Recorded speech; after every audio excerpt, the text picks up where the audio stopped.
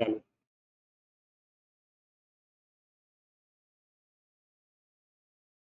चालू करो ना।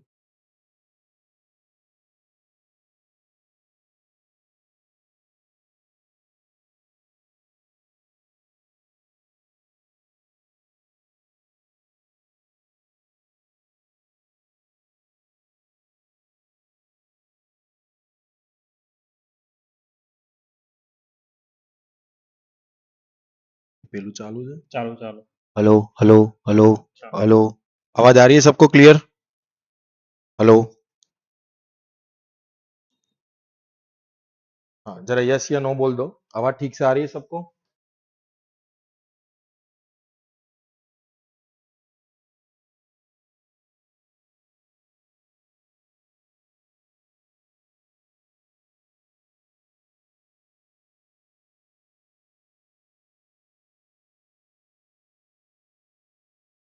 हेलो हेलो, सबको आवाज आ रही है? जरा मैसेज कर दो।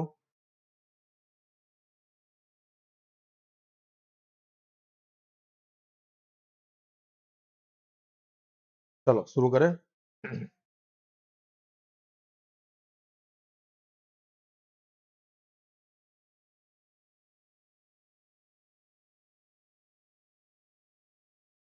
चलो शुरू करें।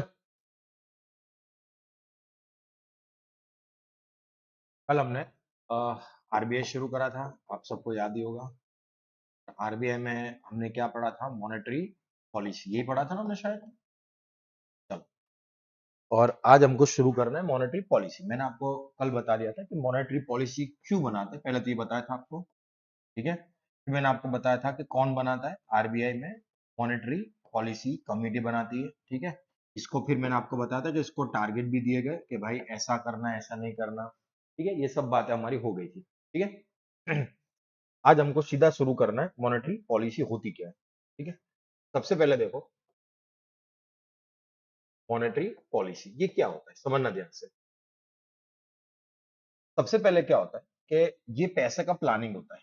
अब भाई साहब, मैंने आपको लास्ट टाइम बताया था कि बैंक जो होता है ना, वही क्या देते हैं? लोन। ठीक है, लोन से ही क्या शुरू होते हैं? बिजनेस। और बिजनेस से ही मान के चलो आपको क्या मिलेगी भाई साहब, अगर तुम देखने जाओ तो एम्प्लॉयमेंट। और एम्प्लॉयमेंट जो है ना, का मतलब क्या हो जाता है? पैसा। और पैसे का मतलब क्या हो जाता है? डिमांड। और डिमांड का मतलब क्या हो जाता है?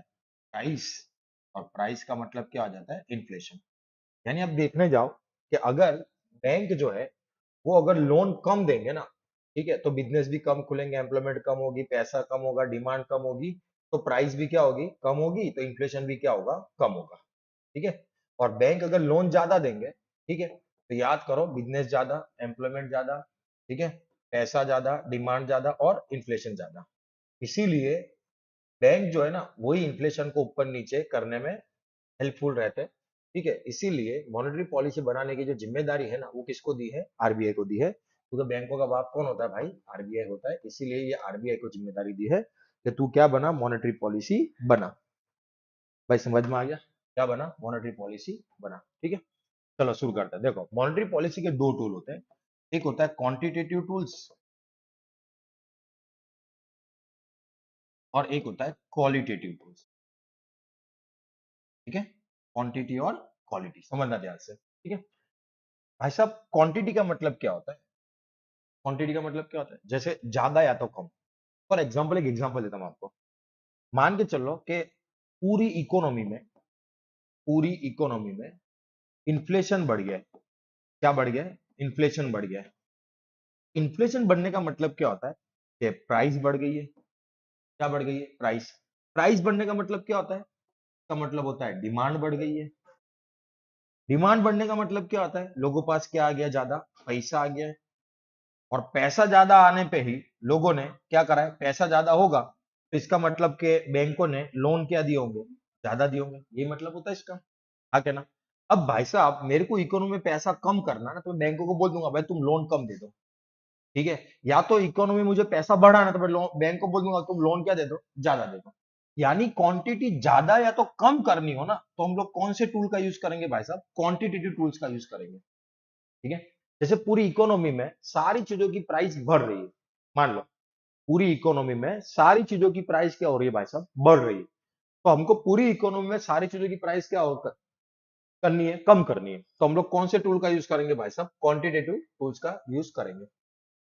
ठीक है, उसके बाद होता है क्वालिटेटिव टूल्स। क्वालिटेटिव टूल्स का मतलब जनरली ये होता है कि भाई साहब मान के चलो कोई एक सेक्टर में, कोई एक क्षेत्र में, मान के चलो कि अगर क्या बढ़ गया है, कोई एक क्षेत्र में क्या बढ़ गया भाई साहब, कोई एक क्षेत्र में अगर इन्फ्लेशन बढ़ गया है या तो इन्फ्लेशन क्या हो गया है, कम हो गया है, तो उसके लिए इन्फ्लेशन को कंट्रोल करने के लिए हम कौन से टूल का यूज करेंगे, क्वालिटेटिव टूल्स का यूज करेंगे। किसका यूज करेंगे, क्वालिटेटिव टूल्स का यूज करेंगे। ठीक है, बोलो इससे में कोई डाउट है तो बताओ। इतने में किसी को भी कोई डाउट हो, 1% भी, तो मुझे पूछो। खाली मैंने दोनों नाम लिखे कि मॉनेटरी पॉलिसी के दो टूल होते हैं। ठीक है, और दोनों दो में मैंने आपको बताया। पहले ये बताओ कि इसमें कोई डाउट है दोनों में, तो पूछो। क्वांटिटी और क्वालिटी में, क्वांटिटेटिव और क्वालिटेटिव में कोई भी डाउट हो तो पहले ये पूछ लो। इसमें कोई डाउट हो तो पूछ लो, क्वांटिटेटिव और क्वालिटेटिव में।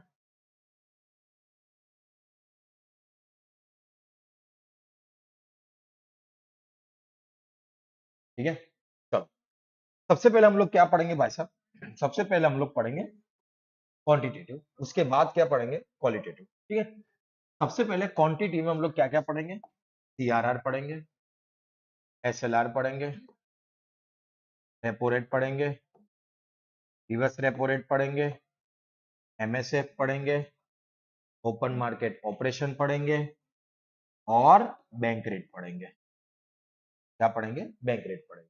ठीक है, इतनी चीजें हमको पढ़नी है। याद रखना मॉनेटरी पॉलिसी बहुत इंपॉर्टेंट चीज है, थोड़ा सा इसको फोकस करना। ठीक है, एग्जाम में सवाल आना तय है इसका। ठीक है, क्योंकि सबसे इंपॉर्टेंट चीज होती है, याद रखना हर एग्जाम में, बैंक, एसएससी, इंश्योरेंस, आरबीआई, कोई भी एग्जाम होती है, मॉनेटरी पॉलिसी सवाल आते ही आते हैं। ठीक है, सबसे पहले हम लोग पढ़ते हैं सीआरआर क्या होता है, मॉनेटरी पॉलिसी का पहला पार्ट। इसको बोलते हैं कैश रिजर्व रेशियो। क्या बोलते हैं इसको हम लोग, कैश रिजर्व रेशियो। क्या बोलते हैं, कैश रिजर्व रेशियो। क्या बोलते हैं इसको, कैश रिजर्व रेशियो। देखो ये कैसे मैनेज होता है, क्या होता है, नहीं समझना ध्यान से। मान के चलो कि कोई भी बैंक है, उसके पास 100 रुपया डिपॉजिट के तौर पर है। किसके तौर पे है, 100 रुपए डिपॉजिट के तौर पे है। तो 100 रुपए जो डिपॉजिट के तौर पे है, अगर मैं 100 रुपए क्या दे दूंगा, लोन दे दूंगा। क्या दे दूंगा भाई, लोन दे दूंगा, तो आगे चल के हो सकता है मुझे दिक्कत हो जाए। तो इसके लिए मैं क्या करूंगा, ये जो 100 रुपए डिपॉजिट आया ना, उसमें से कुछ पैसा मैं इसमें रखा दूंगा भाई साहब, रिजर्व में रखवा दूंगा। कुछ पैसा भाई, कुछ पैसे में कितने भी हो सकते हैं। ठीक है, जैसे मैं 4 रुपए रखवा दूं, 5 रुपए रखवा दूं, 6 रुपए रखवा दूं। ठीक है, सब किसकी मर्जी है इधर, आरबीआई की, क्योंकि मॉनेटरी पॉलिसी कौन बनाता है, आरबीआई, तो मर्जी भी आरबीआई की चलेगी फिर तो। ठीक है, और बाकी जो पैसा है ना, मैं उसको किस में घुमा दूं, लोन के रूप में घुमा दूं। जैसे मान के चलो बैंक का काम क्या होता है भाई, मान के चलो एसबीआई का काम क्या है। एसबीआई क्या करता है, सबसे पहले जो डिपॉजिट में आता है उसका कुछ पैसा साइड में रख देता है। ठीक है, और साइड में रखने के बाद, रिजर्व में रखने के बाद जो पैसा बचता है वो किस में देता है, लोन के तौर पर देना शुरू कर देता है। समझ में आ गया तुमको। ध्यान से देखना, अगर मैं रिजर्व में पैसा ज्यादा, यानी आरबीआई अगर रिजर्व में पैसा ज्यादा रख रहा है ना, तो आपके पास यानी बैंक के पास लोन के रूप में घुमाने के लिए पैसा कम होगा। दिमाग में रखो इसको। जैसे मान के चलो कि भाई 4% रिजर्व रखवाया, तो फॉर एग्जाम्पल मान के चलो कि घुमाने के लिए 96 रुपीज है। 5 रुपए साइड में रखवाया तो घुमाने के लिए 95 रुपीज है। 6 रुपए पैसा रिजर्व में रखवाया तो घुमाने के लिए कितना है, 94 रुपीज है। तुम सोचो कि जितना रिजर्व बढ़ता जा रहा है, उतनी लोन क्या होती जा रही है, कम होती जा रही है। भाई समझ में आ रहा है, यानी एक बात याद रख के चला करो, जितना रिजर्व में पैसा ज्यादा, उतना बैंक के पास लोन के रूप में पैसा घुमाने के लिए क्या होगा, कम होगा। ठीक है, यहीं से खेल शुरू होता है, खेल समझना पूरा। सबसे पहले सीआरआर का यूज ही यहां पे होता है कि भाई साहब मान के चलो कि अगर इन्फ्लेशन ज्यादा होगा, क्या होगा, ज्यादा। अब अपनी साइकिल याद करो, इन्फ्लेशन ज्यादा का मतलब होता है प्राइस ज्यादा है, प्राइस ज्यादा का मतलब होता है डिमांड ज्यादा है, डिमांड ज्यादा का मतलब होता है पैसा ज्यादा है, और पैसा ज्यादा का मतलब होता है कि बैंकों ने लोन क्या दिए, ज्यादा दिए। इसका मतलब अगर मैं बैंक के पास लोन कम करवा दूं, तो ऑटोमेटिकली पैसा कम हो जाएगा, डिमांड कम हो जाएगी, प्राइस कम हो जाएगी, और इन्फ्लेशन भी क्या हो जाएगा, कम हो जाएगा।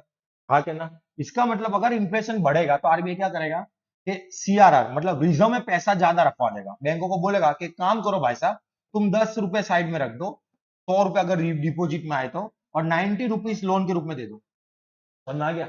अगर इन्फ्लेशन और ज्यादा है, और आरबीआई चाहता है कि नहीं इन्फ्लेशन थोड़ा कम हो जाए, तो क्या करेगा, रिजर्व में 15 रुपए रखवा देगा।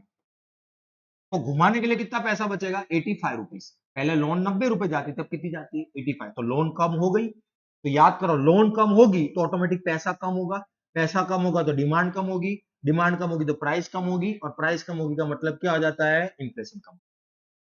समझ में आ गया। यानी सीआरआर का यूज वो इन्फ्लेशन को बढ़ाने के लिए या तो कम करने के लिए करता है, कौन, आरबीआई। भाई समझ में आ गया।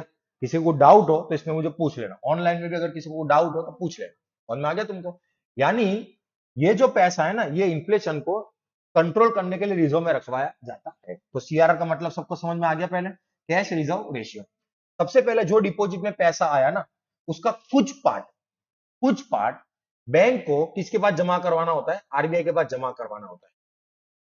और याद रखना, ये जो पैसा आरबीआई के पास आप जमा करवाओगे ना, कौन से फॉर्म में रखा जाएगा, कैश फॉर्म में रखा जाएगा। कौन से फॉर्म में रखा जाएगा, कैश फॉर्म में। अब भाई साहब कितना रखवाया जाएगा, मिनिमम और मैक्सिमम का यहाँ पे कोई क्राइटेरिया नहीं है।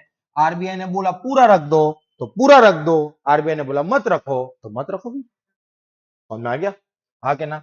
याद रखना सब बैंकों को सीआरआर रखना कंपलसरी है, इसीलिए एक एक्ट है जिसका नाम है आरबीआई एक्ट 1934।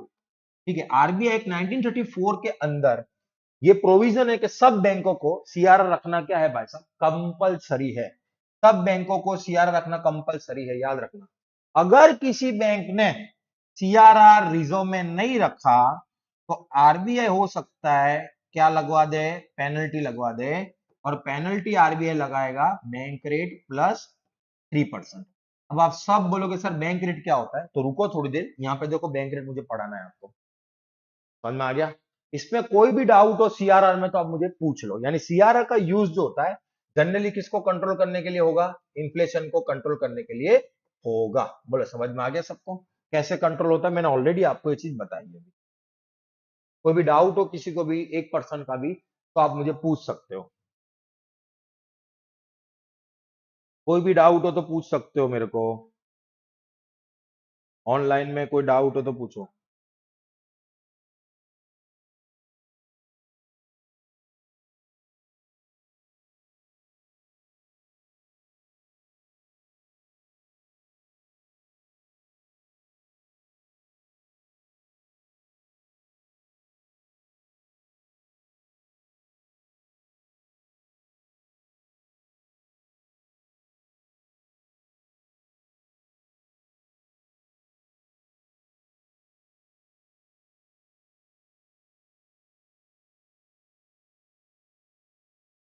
बोलो क्लियर हो गया, ठीक है चलो आगे बढ़े।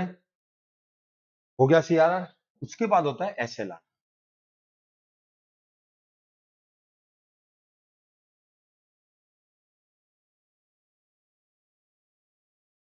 Statutory liquidity ratio. याद रखना इसका भी यूज जो है ना, इसका भी यूज वो इन्फ्लेशन को कंट्रोल में रखने के लिए ही होता है। इसको कंट्रोल में रखने के लिए, इन्फ्लेशन को कंट्रोल में रखने के लिए ही होता है, या तो बढ़ाने के लिए या तो कम करने के लिए ही होता है। ऐसे रहता है यूज। ठीक है, अब ये कैसे होता है, स्टैट्यूटरी लिक्विडिटी रेशियो जो होता है ना, याद रखना ये भी पैसा रिजर्व में रखना है। इसमें रखना है रिजर्व में। इसका मतलब समझो कि अगर डिपॉजिट में 100 रुपया आया ना, तो बैंकों को कुछ पार्ट कहां रखना होगा, सीआरआर में, लेकिन कुछ पार्ट कहां रखना होगा, एसएलआर में। ठीक है, और बाकी जो पैसा बचता है वो किस में घुमा सकता है, लोन के रूप में घुमा सकता है। दिमाग में लगाना इसको। इसका मतलब अगर सीआरआर का यूज इन्फ्लेशन को कंट्रोल करने के लिए होता है, इसका मतलब एसएलआर का यूज भी किसको कंट्रोल करने के लिए होता होगा, इन्फ्लेशन को ही।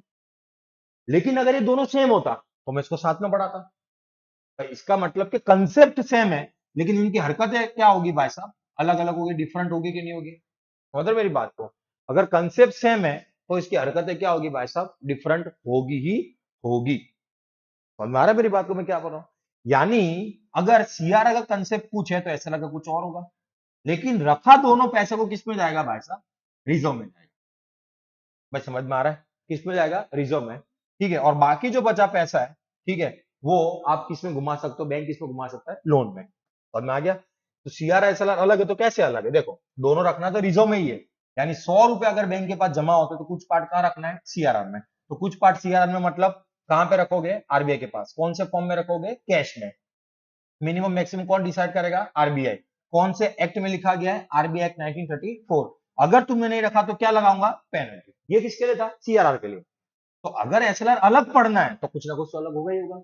तो चलो, सबसे पहले एसएलआर मतलब रिजर्व में पैसा ही रखना है, लेकिन ये पैसा बैंक अपने पास रखता है। कहां रखता है, बैंक अपने पास रखता है, ठीक है। दूसरा, ये कैश फॉर्म में भी हो सकता है, ये गोल्ड फॉर्म में भी हो सकता है, और ये गवर्नमेंट सिक्योरिटी के फॉर्म में भी हो सकता है।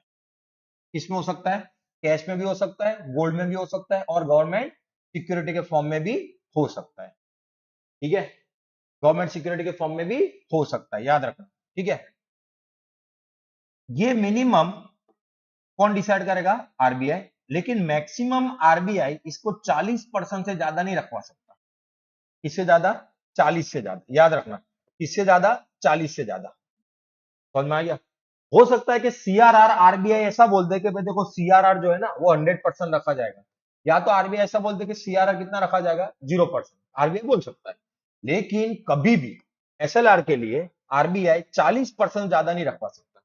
यानी आरबीआई 39% रखवा सकता है बैंक को पास, 28% रखवा सकता है, 0% रखवा सकता है, लेकिन 41% नहीं रखवा सकता। यहां पे लिमिट लगा दी गई है कि 40 से ऊपर आप एसएलआर नहीं रखवा पाओगे, ठीक है। उसके बाद याद रखना, एसएलआर जो आपको रखना होगा ना, कंपलसरी है सब बैंकों के लिए। तो कहीं तो लिखा होगा, तो याद रखना, बैंकिंग रेगुलेटिंग एक्ट 1949 के अंतर्गत हर बैंकों को एसएलआर रखना कंपलसरी है। याद रखना इस चीज को। यहां पे कौन सा एक्ट था, ध्यान रखो, आरबीआई एक्ट 1934 था। इधर कौन सा एक्ट है, बैंकिंग रेगुलेटिंग एक्ट 1949, ठीक है। सब बैंकों को कंपलसरी है। तो याद रखना, अगर किसी बैंक ने नहीं रखा तो क्या लगाऊंगा, पेनल्टी। और पेनल्टी कितनी लगाऊंगा, bank rate plus 3%। Bank rate plus 3%, क्या लगाऊंगा भाई साहब, बैंक रेट प्लस 3% पेनल्टी लगाऊंगा, अगर जो बैंक ने एसएलआर नहीं रखा उसके ऊपर। समझ में आ गया। जो बैंक ने एसएलआर नहीं रखा उसके ऊपर क्या लगाऊंगा, पेनल्टी लगाऊंगा। कौन लगाएगा, आरबीआई लगाएगा। भाई क्लियर हो गया, कौन लगाएगा, आरबीआई लगाएगा। सबके लिए कंपलसरी है कि आपको यहां पे एसएलआर रखना है। क्लियर हो गया, किसी को डाउट तो पूछो।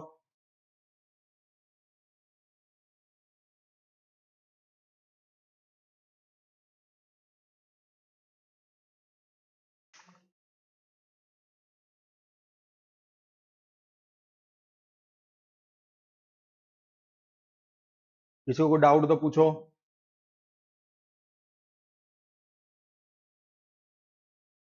आगे बढ़ जाऊं, सीआर एसएलआर में कोई डाउट है तो पूछो। कोई डाउट है, ध्यान है तेरा, है? किसी और ख्याल में। चलो, उसके बाद होता है रेपो रेट। क्या होता है रेपो रेट, क्या होता है रेपो रेट, बताओ क्या होता है। ये पढ़ा है तूने कभी, बता क्या होता है।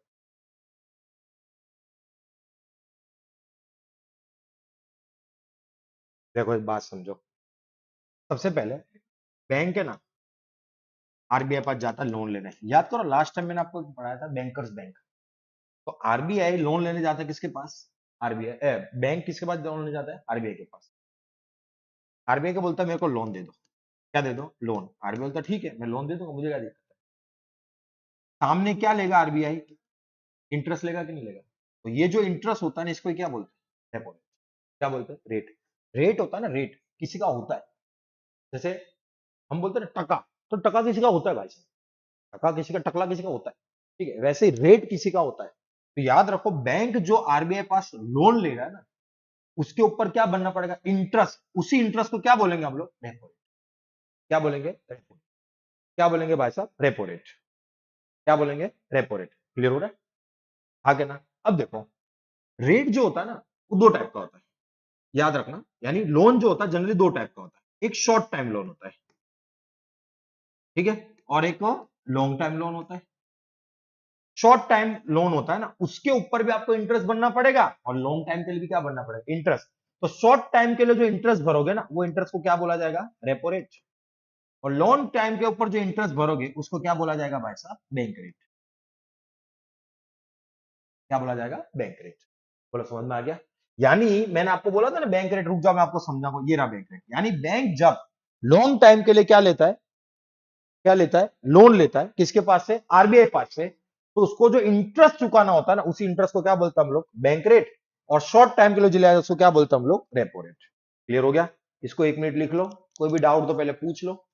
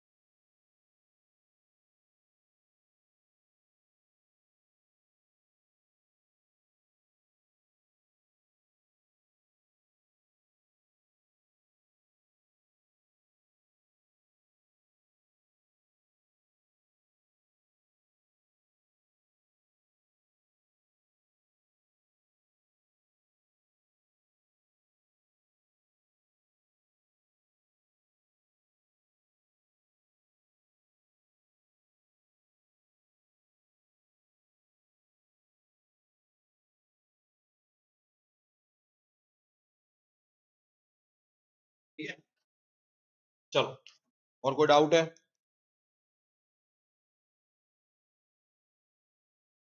हो गया क्लियर। ठीक है, चलो, उसके बाद होता है रिवर्स रेपो रेट। क्या होता है रिवर्स रेपो रेट, सुनना ध्यान से। ये क्या होता है भाई, ये रेपो रेट था, ये क्या है, रिवर्स रेपो रेट है।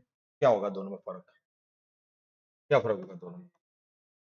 बैंक, यहाँ पे बैंक किसके पास जाता था, आरबीआई के पास। यहाँ आरबीआई किसके पास जाएगा, बैंक के पास। ठीक है, आरबीआई क्या लेगा, क्या लेगा इनके पास से, ये लोन।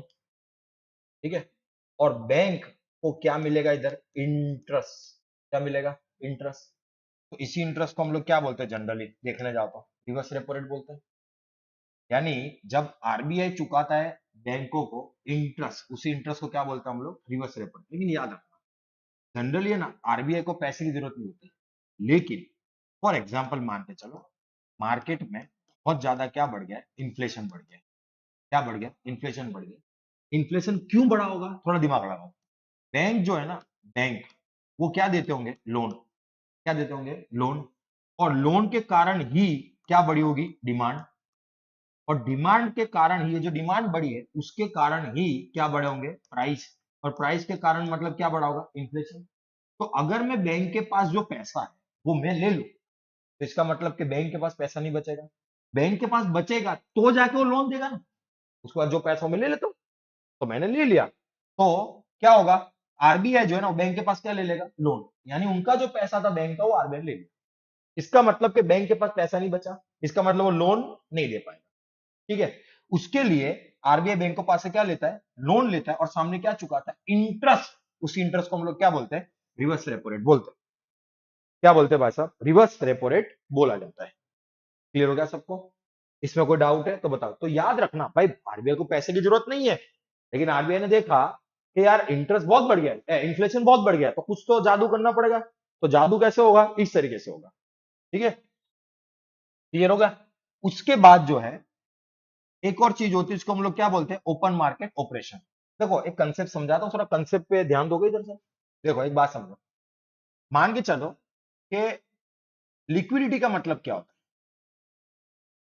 लिक्विडिटी मतलब तरलता, ठीक है, यानी मार्केट में पैसे का फ्लो, लिक्विडिटी ज्यादा है का मतलब होता है मार्केट में पैसे का फ्लो ज्यादा है, और लिक्विडिटी कम का मतलब होता है मार्केट में पैसे का फ्लो कम है। ये होता है आके ना। तो जब मार्केट का फ्लो ज्यादा है मार्केट में, इसका मतलब कि आरबीआई वो फ्लो को क्या करना चाहता है, कम करना चाहता है, इसीलिए वो बैंक के पास से क्या ले लेता है, लोन ले लेता है।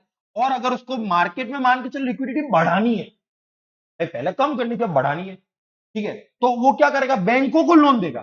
तो याद करो बैंकों का लोन का मतलब यहां पे कौन सा रेट हो जाएगा, रेपो रेट। यानी याद रखो, रेपो रेट और रिवर्स रेपो रेट ये दोनों को एक नाम से पुकारा जाता है, जिसका नाम होता है लिक्विडिटी एडजस्टमेंट फैसिलिटी। क्या बोला जाता है, लिक्विडिटी एडजस्टमेंट फैसिलिटी, यानी लिक्विडिटी को एडजस्ट करने की फैसिलिटी है ये। समझ में आ गया ना। तो अगर एग्जाम में आ जाता सवाल कि रेपो रेट और रिवर्स रेपो रेट, तो याद रखना का लिक्विडिटी एडजस्टमेंट फैसिलिटी है ये। क्लियर हुआ कि नहीं हुआ, कोई डाउट है तो पूछो, कोई भी डाउट हो तो पूछो इसमें, कोई भी डाउट हो तो पूछो इसके अंदर।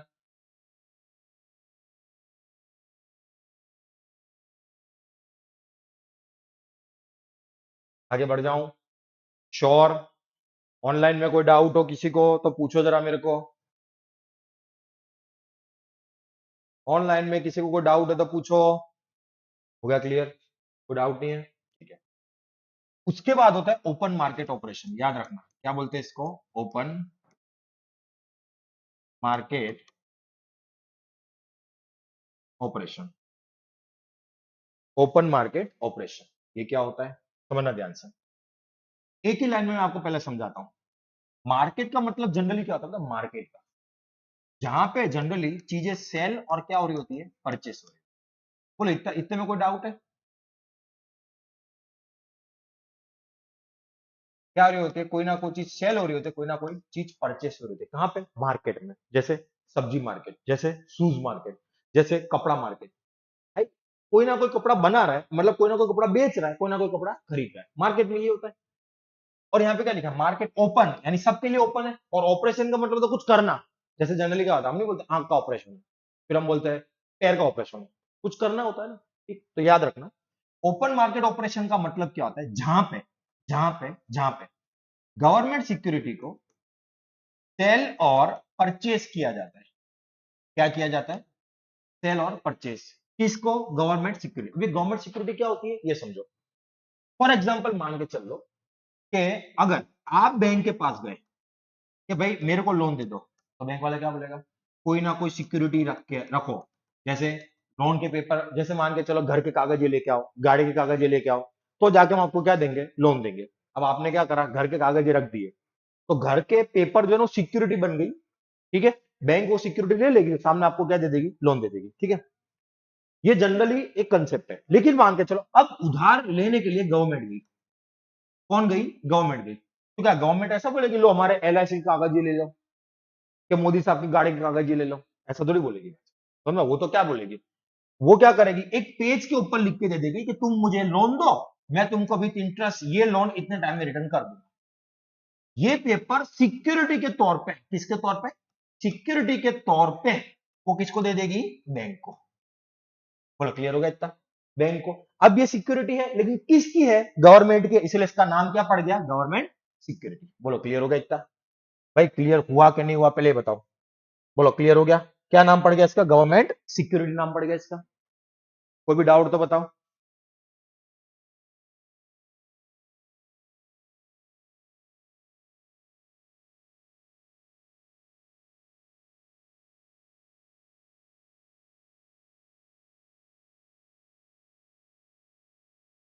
क्लियर हो गया, यानी जहां पे गवर्नमेंट सिक्योरिटी को क्या किया जाता है, सेल और परचेस किया जाता है, उस मार्केट को हम लोग क्या बोलते हैं, ओपन मार्केट ऑपरेशन।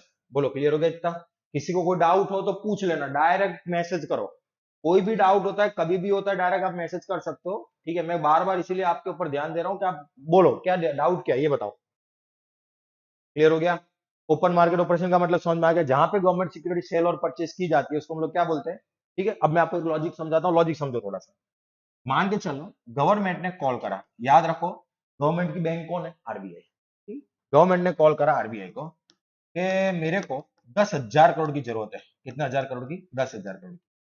तो आरबीआई गवर्नमेंट को बोलेगी कि तुम्हें ना एक लेटर के ऊपर लिख के दे दो कि तुमको कितने की जरूरत है। तो बैंक गवर्नमेंट लिखेगी कि मेरे को 10,000 करोड़ की लोन की जरूरत है, तुम मुझे लोन दे दो, मैं तुमको विद इंटरेस्ट ये पैसा इतने दिन में रिटर्न कर दूंगा। ये गवर्नमेंट सिक्योरिटी है। ठीक है, ये गवर्नमेंट ने किसको दे दी? आरबीआई को। अब ये आरबीआई के पास है। ठीक है, आरबीआई ने अपना खजाना खोला, देखो हाँ मेरे पास 10,000 करोड़ है। ठीक है, आरबीआई ने निकाल के दे दिए। अब मान के चलो दूसरी बार आरबीआई ने खोला, अब नहीं है, दूसरी बार मांगे तो नहीं थे। अब आरबीआई क्या करेगा? आरबीआई के पास एक ई कुबेर नाम का एक प्लेटफॉर्म होता है। ठीक है, उसके अंदर आरबीआई नोटिफिकेशन डालेगा कि हमारे पास 10,000 करोड़ की गवर्नमेंट की सिक्योरिटी है, जिसको भी खरीदनी हो आके खरीद लो। ठीक है, तो कोई भी बैंक जाएगा खरीद लेगा। ठीक है, कोई भी और जाके खरीद लेगा, कोई कंपनी जाके खरीद लेगी। अब समझो एक बात, तो ई कुबेर में बेचने कौन निकला? आरबीआई। खरीदने कौन आया? बैंक। तो याद करो मैंने क्या बोला, जो मार्केट में कोई चीज क्या हो रही होती है, सेल और परचेस हो रही होती है, उसको क्या बोलते हैं? Open market operation. बोला क्लियर हुआ? क्लियर? आगे ना कैसे ओपन मार्केट ऑपरेशन काम करता है समझ में आ जाए सबको। किसी को कोई भी डाउट हो तो आप मुझे पूछ सकते हो।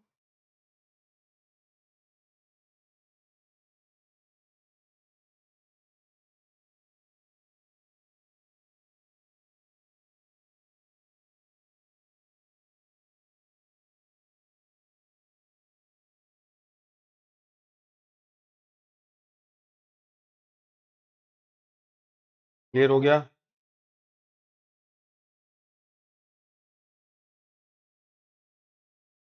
मतलब हम्म, वो वापस चली जाएगी, उसमें क्या दिक्कत है? नहीं तो वापस रीपरचेस कर सकते हैं ना आप इसको। हम्म, भेज दी मतलब ऐसा थोड़ी कि आप तिजोरी में रख दिए जिंदगी में निकालोगे नहीं, रीपरचेस हो जाएगी तुरंत। क्लियर हो गया इतना? चलो आगे बढ़ जाए। क्लियर हुआ सबको? सो गए क्या? चलो आगे। उसके बाद होता है last MSF, marginal standing facility. Marginal standing facility ये क्या होता है, समझ लेना ध्यान से। जनरली क्या होता है पता है, जब याद करो मैंने आपको एक एसएलआर नाम की चीज पढ़ाई थी, थोड़ी देर की हुई है अभी तक। चलो एक बार दिखा देता हूँ। ये हमने पढ़ा था एसएलआर। याद करो मैंने क्या बोला था, जो बैंक का डिपॉजिट आता है, जैसे मान के चलो 100 रुपए डिपॉजिट आया बैंक के पास, कितने रुपए आया? 100 रुपए का कुछ पार्ट आरबीआई जो है वो रिजर्व में रखवाता है। किसके पास रखवाता है? बैंक के पास ही रखवाता है। ठीक है, यानी 100 रुपए का कुछ पार्ट उसको रिजर्व में रखना पड़ेगा परसेंटेज के हिसाब से। 18% रखना पड़ेगा, यानी साइड में रखना पड़ेगा ना, रिजर्व में रखना पड़ेगा। समझ ध्यान से। अब अगर ये रिजर्व में रखना पड़ेगा, किसको कौन रखेगा? बैंक अपने पास रखेगा। नहीं रखोगे तो याद करो मैंने आपको पढ़ाया था, ये रहा। नहीं रखोगे तो आपको मैं क्या लगाऊंगा? पेनल्टी लगाऊंगा, बैंक रेट प्लस 3% की पेनल्टी लगा दूंगा। लेकिन अभी आपके पास पैसा नहीं है कि आप इसमें रख पाओ, रिजर्व में रख पाओ, तो क्या करोगे? तो याद रखो कि आपके पास एक और रास्ता, मतलब बैंक के पास एक और रास्ता होता है कि बैंक जाके आरबीआई पास क्या ले सकता है? लोन ले सकता है कि भाई मेरे पास एसएलआर में रखने के लिए क्या नहीं है? पैसा नहीं है, मैंने लोन में दे दिया है, कि मेरा खर्चा हो गया, कुछ भी हो सकता है। ठीक है, और आरबीआई जो होगा ना, ठीक है, वो एसएलआर में रखने के लिए उसको क्या देगा? लोन देगा। और वो लोन के ऊपर क्या लेगा? इंटरेस्ट। उसी को क्या बोला जाएगा? MSF, marginal standing facility. बोलो क्लियर हो गया? किसी को भी कोई डाउट हो तो पूछ लो ये 7 चीजों में। किसी को कोई भी डाउट है 7 चीजों में तो पूछ लो।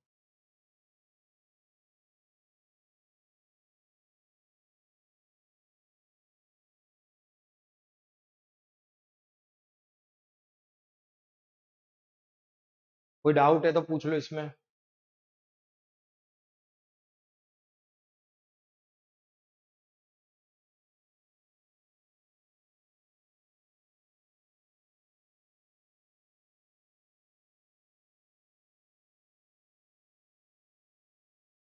क्लियर हो गया? आगे बढ़े? पक्का? आगे बढ़ जाऊं?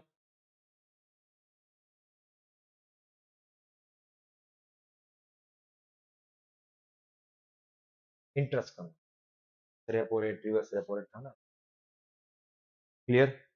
ठीक है, चलो आगे बढ़ जाए। अब देखो, ये तो बात थी हमारे, याद करो, क्वांटिटेटिव की। ध्यान से देख रहे हैं इधर। ठीक है, सबसे पहले सीआरआर में कोई डाउट है आपको? सीआरआर में कोई डाउट है तो बताओ। एक को भी सीआरआर में डाउट है? एसएलआर में डाउट है? Repo rate, reverse repo rate, MSF, open market operation और बैंक रेट, इसमें कोई डाउट है किसी को भी तो बताओ। ठीक है, अब देखो ध्यान से, ये तो कौन से टूल थे याद करो, ये टूल थे कौन से? क्वांटिटेटिव। ठीक है, अब हम लोग कौन से पढ़ेंगे भाई साहब? क्वालिटेटिव। कौन से पढ़ेंगे? क्वालिटेटिव। ठीक है, और क्वालिटेटिव में सबसे पहला जो टूल होगा ना, उसको बोलते हैं मार्जिनल रिक्वायरमेंट। क्या बोलते हैं भाई साहब? Marginal requirement. क्या बोलते हैं? Marginal requirement. दूसरा टूल होता है इसका, तो बोलते हैं क्रेडिट रेशनिंग। क्या बोलते हैं इसको? Credit rationing. ठीक है, के बाद होता है इंस्टॉलमेंट भी डिसीजन। कौन लेता है यहाँ पे? आरबीआई लेता है। इंस्टॉलमेंट डिसीजन भी आरबीआई लेता है इसके अंदर। ठीक है, क्या होता है सब समझाऊंगा, टेंशन ना लो ज्यादा, खाली इधर ध्यान दो। Moral suasion. और लास्ट में ऑप्शन होता है जिसको हम लोग क्या नाम से पुकारते हैं? डायरेक्ट। ये 5 टूल हमको इसके अंदर पढ़ना है, और बहुत इजी में पढ़ेंगे हम लोग, जरा भी इसको टफ बनाने की जरूरत नहीं है। ठीक है, चलो शुरू करो। सबसे पहले देखो, मार्जिनल रिक्वायरमेंट का मतलब क्या होता है? मार्जिन का मतलब बताओ पहले। जैसे मान के चलो आप एक दुकान में गए टी शर्ट खरीदने। मान के चलो टी शर्ट थी, मान के चलो 1000 रुपए की। ठीक है, आपने बोला 800। क्या बोला आपने? डायरेक्ट 800। दुकानदार ने बोला भाई मार्जिन ही मेरा 100 रुपए है इसमें। इसका मतलब वो क्या बोलता है कि भाई मैंने, भले वो झूठ बोला सही बोला बात छोड़ दो, लेकिन कंसेप्ट समझो। उसने परचेस करी है 900 रुपए में, और तुम मांग रहे हो कितने? 800 में। ठीक है, और वो बेचना कितने में चाहता है? 1000 में। समझ में आ रहा है? तो वो क्या बोल रहा है कि भाई मैंने परचेस करी 900 में, ठीक है, और मैं 1000 में बेचना चाहता हूं, तो मैं 100 रुपए प्रॉफिट कमाना चाहता हूं, और तू परचेस करना चाहता है कितने में? 800 में, और मैंने खरीदी है 900 में, तो तू तो मेरे 100 रुपए और तोड़ रहा है। भाई समझ में आ रहा है? यानी मेरा मार्जिन ही कितना है भाई साहब इन दोनों में? 100 रुपए है, और तू तो 100 रुपए और कम कर रहा है। तो भाई मेरे को तो ये मजा नहीं आएगा। यानी मार्जिन का मतलब तुमको समझ में आया? जितने में सेल करा है और जितने में आपने परचेस करा है, जितने में आप सेल करना चाहते हो, इन दोनों का जो गैप होता है उसको हम लोग क्या बोलते हैं? मार्जिनल। क्या बोलते हैं उसको? Marginal price. तो यहाँ पे मार्जिनल रिक्वायरमेंट, इसका मतलब क्या होता है? भाई मान के चलो कि आप सिक्योरिटी लेके गए 1000 करोड़ की। कितना करोड़ की? 1000 करोड़ की।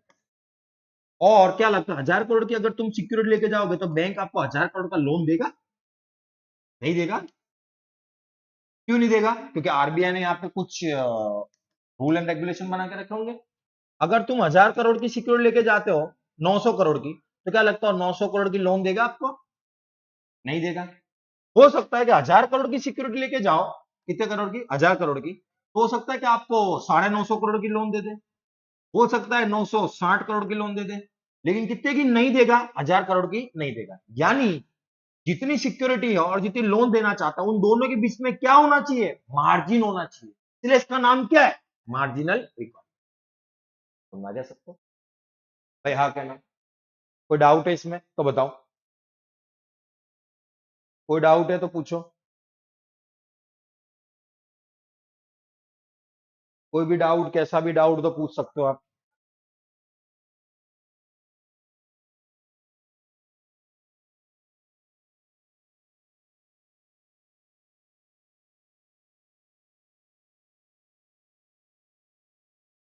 कोई भी डाउट तो पूछो।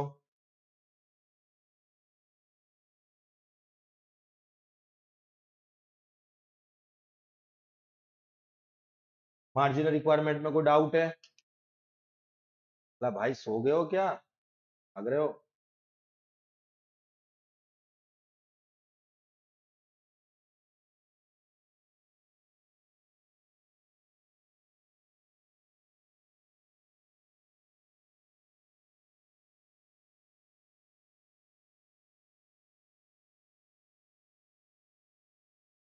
ठीक है, तो मार्जिनल रिक्वायरमेंट का मतलब समझ में आ गया सबको?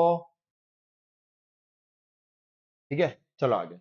उसके बाद होता है क्रेडिट रेशनिंग। ये क्या होता है, समझना ध्यान से। भाई रेशन कार्ड देखा है आपने सबने? रेशन कार्ड में क्या फिक्स मिलता है आपको? अनाज। यानी आपको रेशन कार्ड में क्या फिक्स मिलता है? फूड। क्या फिक्स मिलता है? फूड। तो यहाँ पे किसकी रेशनिंग हो, किसका क्या फिक्स मिलेगा आपको? क्रेडिट। क्या फिक्स मिलेगा? क्रेडिट। यानी समझे एक बात को, जब इन्फ्लेशन है ना हद से ज्यादा बढ़ जाए, किससे ज्यादा बढ़ जाए? इन्फ्लेशन हद से ज्यादा बढ़ जाए। हद से ज्यादा का मतलब तुम समझ लो कि भाई साहब अब भाव इतना बढ़ गया है कि कंट्रोल से क्या जा रहा है? दूर जा रहा है, कंट्रोल होने की कोई पॉसिबिलिटी बची नहीं है। तो क्या होगा? तो यहाँ पे आरबीआई क्या करेगा? क्रेडिट की एक फिक्स अमाउंट कर देगा कि भाई आप अगर 10,000 करोड़ की भी सिक्योरिटी लेके आओगे ना, तो मैं आपको 10,000 रुपए की ही क्या दूंगा? लोन दूंगा, उससे ज्यादा मैं आपको दूंगा ही नहीं। समझ में आ गया? तो यहाँ पे उसने क्या फिक्स कर दी भाई साहब? लोन की अमाउंट फिक्स कर दी। इसलिए इसका नाम भी क्या पड़ गया? क्रेडिट रेशनिंग पड़ गया। भाई समझ में आ गया? तो आपको कैसे याद रखना है? रेशन कार्ड के तौर पे यहाँ पे याद रखना आपको कि रेशन कार्ड में जैसे आपको अनाज फिक्स मिलता है, तो यहाँ पे आपको क्या फिक्स मिलेगी? क्रेडिट फिक्स मिलेगी आपको। जैसे आप 10,000 करोड़ की सिक्योरिटी लेके आओगे ना, तब भी मैं 10,000 की लोन दूंगा। 10,000 तो अमाउंट मैंने डिसाइड करी। ठीक है, आप 10 लाख की सिक्योरिटी लेके आओगे तब भी 10,000 ही दूंगा। आप 10,000 करोड़ नहीं, 5,000 करोड़ की सिक्योरिटी लेके आओगे तब भी मैं आपको कितने दूंगा? 10,000 रुपए दूंगा। 10,000 रुपए मैंने अमाउंट डिसाइड किया। समझ में आ गया?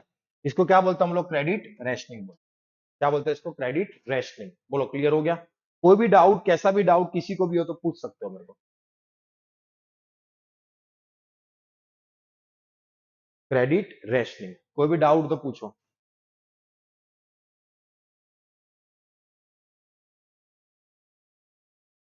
ठीक है, उसके बाद आगे बढ़ते हैं। इंस्टॉलमेंट का डिसीजन भी आरबीआई लेता है। जैसे याद करो तुम, आप कोई कार लेने गए हो तो आपको 3-4 प्लान देता है। क्या प्लान देता है? कि अगर आप 30% मान के चलो डाउन पेमेंट भरते हो ना, तो आपको 70% की लोन हो जाएगी और एक हफ्ता एक इंस्टॉलमेंट इतने का आएगा। अगर आप 40% डाउन पेमेंट भरते हो, डाउन पेमेंट मतलब पहले जो अमाउंट भरी जाती है उसको डाउन पेमेंट बोलते हैं, तो आपको 60% की लोन हो जाएगी और एक इंस्टॉलमेंट इतने का हो जाएगा। अगर आप 20% की लोन डाउन पेमेंट भरते हो तो आपको 80% हम लोग क्या दे देंगे? लोन, और एक इंस्टॉलमेंट इतने का हो जाएगा। 10% अगर आप डाउन पेमेंट भरते हो, ठीक है, तो 90% की क्या हो जाएगी भाई साहब? लोन, और एक इंस्टॉलमेंट इतने का हो जाएगा। भाई समझ में आ गया? आगे ना, यानी ये भी डिसाइड यहाँ पे कौन करेगा भाई साहब? आरबीआई करेगा। और ये कौन से टूल के अंतर्गत आएगा भाई साहब? क्वालिटेटिव टूल्स के अंदर आएगा। किसके टूल के अंतर्गत आएगा? क्वालिटेटिव टूल्स के अंदर आएगा। बोलो, क्लियर हो गया? किसी को भी कोई डाउट है तो इसमें पूछ लो। क्वांटिटेटिव और क्वालिटेटिव टूल्स में कोई डाउट हो तो पूछ लो।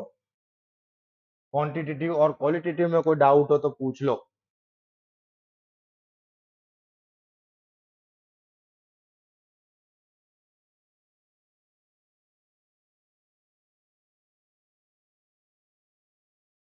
क्लियर हुआ? चलो आगे। उसके बाद मोरल सुएशन। मोरल सुएशन का मतलब क्या होता है? जैसे मान के चलो फॉर एग्जाम्पल, आरबीआई जो होता है ना, जैसे बैंक का कोई चेयरमैन है,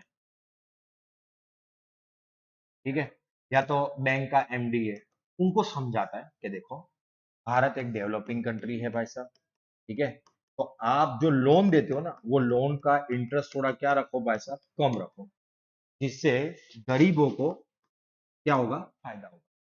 अगर आप लोन का इंटरेस्ट कम रखोगे भाई साहब, तो गरीबों को क्या होगा? फायदा होगा। समझ में आ रहा है मेरी बात को? यानी वन टाइप ऑफ है ना, मैं आपको अब बोलूं ना इसकी भाषा में, तो ये समझाता है। किसको समझाता है? बैंकों को समझाता है कि आपको ऐसा नहीं, आपको ऐसा करना चाहिए। यानी हमेशा आदेश नहीं देता आरबीआई, आरबीआई कभी समझाता भी है। हमको क्या लगता है कि आरबीआई हमेशा बैंकों को क्या देता होगा? आदेश, लेकिन ऐसा नहीं होता, समझाता भी है। कौन से टूल के अंतर्गत? Moral suasion. ठीक है, और कुछ रेडियल गुनेगार होते हैं जो आरबीआई की बात को हमेशा क्या करते? इग्नोर करते हैं।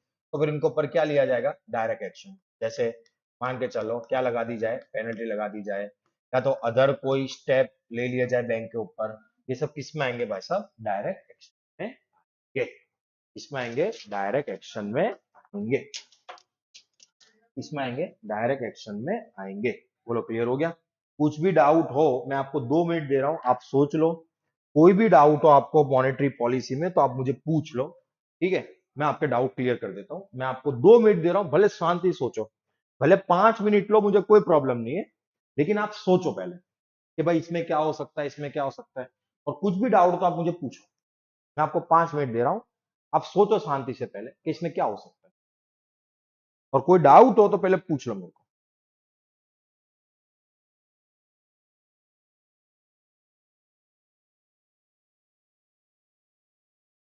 ऑनलाइन में कोई भी डाउट हो तो पूछ सकते हो।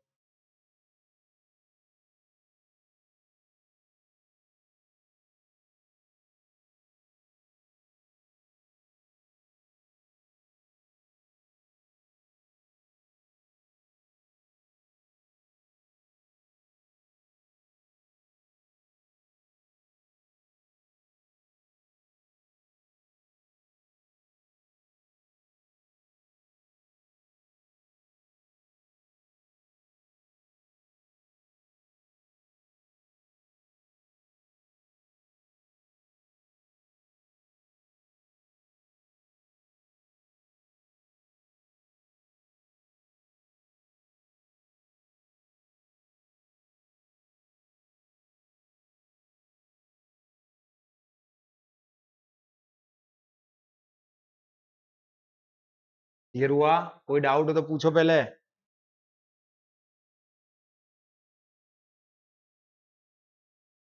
ऑनलाइन में कोई डाउट है तो पूछो।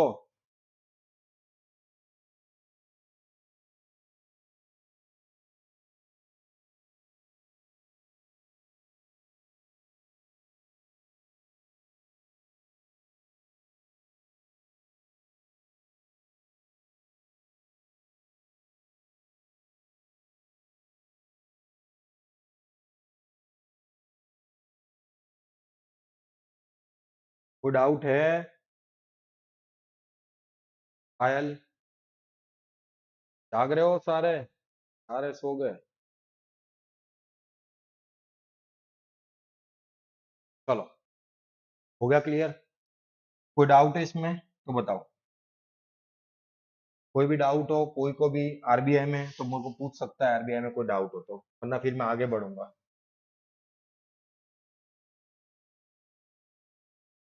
मैं आगे बढ़ता हूँ, वरना कोई भी डाउट हो तो आप पूछ सकते हो मेरे को।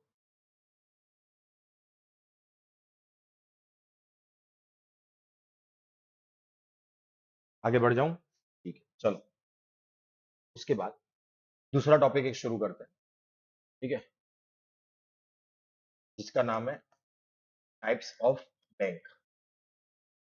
ठीक है, अब मैंने आपको एक और टॉपिक इसके नीचे लिखवाया था, याद करो, जिसका नाम होगा टाइप्स ऑफ बैंकिंग। तो इन दोनों में डिफरेंस क्या है, टाइप्स ऑफ बैंक और टाइप्स ऑफ बैंकिंग में? ठीक है, टाइप्स ऑफ बैंक जो होता है ना, वो वन टाइप ऑफ क्या होता है भाई साहब, इंस्टीट्यूशन होता है। ठीक है, और टाइप्स ऑफ बैंकिंग जो होता है ना, वन टाइप ऑफ क्या होती है, सिस्टम होती है। जैसे देखो, मान के चलो कि आप कहीं खड़े हो, आपके दोस्त का कॉल आया, बोले भाई कहाँ है, तो आपने बोला बैंक में आया हूँ। आपने ऐसे बोला मैं बैंकिंग में आया हूँ, नहीं, आप इंस्टीट्यूशन में जाते हो और वहां जाके जो भी काम करते हो वो सब किस में आएगा, सिस्टम में आएगा। किस में आएगा, सिस्टम में आएगा। जैसे मान के चलो, आप करियर पावर में आए और आपने पढ़ा, करियर पावर में आए तो सबसे पहले आप कहाँ पे आए, इंस्टीट्यूशन में आए। ठीक है, और वहां पे आके आपने आपके डाउट सॉल्व करे, आपने यहाँ पे आकर फीस भरी, मटेरियल कलेक्ट करा, ये कुछ भी काम करे, ये सब किस में आएगा, सिस्टम में। किस में आएगा, सिस्टम में आएगा। क्लियर हुआ? तो बैंक का मतलब जनरली क्या होता है, इंस्टीट्यूशन, और बैंकिंग का मतलब जनरली क्या होता है, सिस्टम। तो मैं आ गया। तो दोनों टॉपिक है ना, अलग अलग है, बैंक और बैंकिंग दोनों अलग है। तो हमको दोनों का अलग अलग पढ़ना होगा।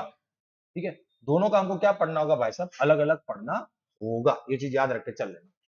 ठीक है, चलो सबसे पहले हम लोग पढ़ते हैं टाइप्स ऑफ बैंक। क्या पढ़ते हैं, टाइप्स ऑफ बैंक। ठीक है, चलो सबसे पहले पब्लिक बैंक क्या होती है ये पढ़ते हैं। क्या पढ़ते हैं, पब्लिक बैंक क्या होती है। देखो कुछ भी नहीं, एक बेसिक लॉजिक की बात है कि कोई भी बैंक का तुम कैपिटल मान लो 100%, कितना मान लो, 100%। अगर 50% से ज्यादा कैपिटल अगर गवर्नमेंट का होगा, किसका होगा, गवर्नमेंट का होगा, 50 से ज्यादा, तो वो बैंक को क्या बोला जाएगा भाई साहब, पब्लिक बैंक। क्या बोला जाएगा, पब्लिक बैंक। इसका पूरा उल्टा करना, जो बैंक का 100% कैपिटल में से 50% से कम कैपिटल अगर गवर्नमेंट का होगा, इसका मतलब 50 से ज्यादा किसी और का होगा। किसी और का मतलब गवर्नमेंट के अलावा कोई का भी हो, वो किसका होगा? प्राइवेट का होगा। ठीक है, तो ऐसी बैंकों को हम लोग क्या बोलेंगे भाई साहब? Private bank.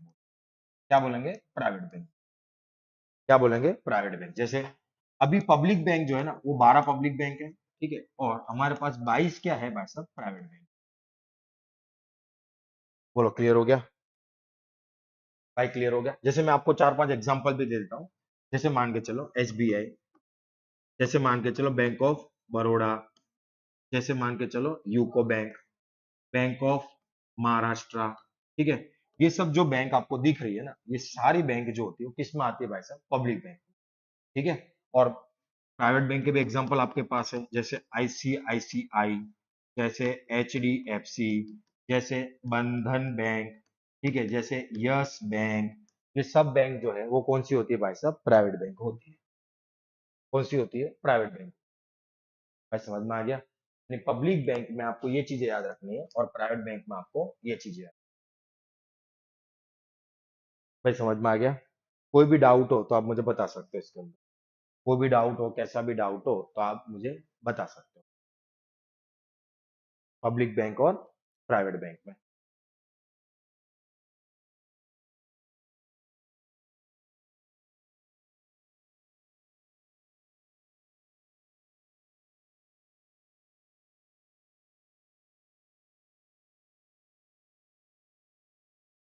ठीक है,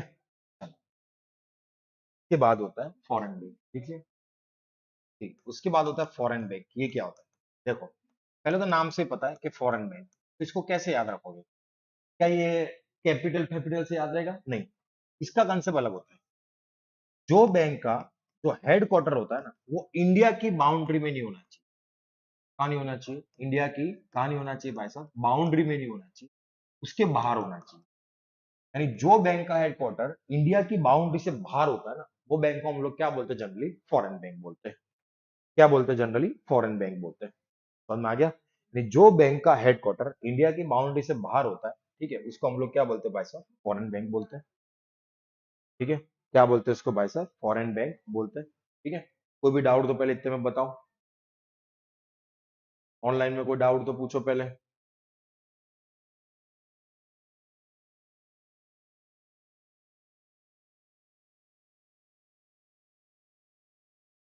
कोई भी डाउट तो पूछो।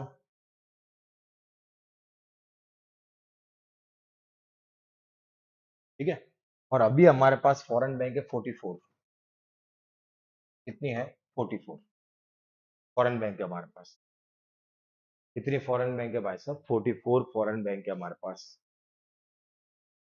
ठीक है, जैसे एचएसबीसी है, सिटी बैंक है, स्टैंडर्ड एंड चार्टर बैंक है। ठीक है, ये सब बैंक जो है वो कौन सी बैंक होगी? फॉरेन बैंक होगी। ठीक है, क्लियर हो गया?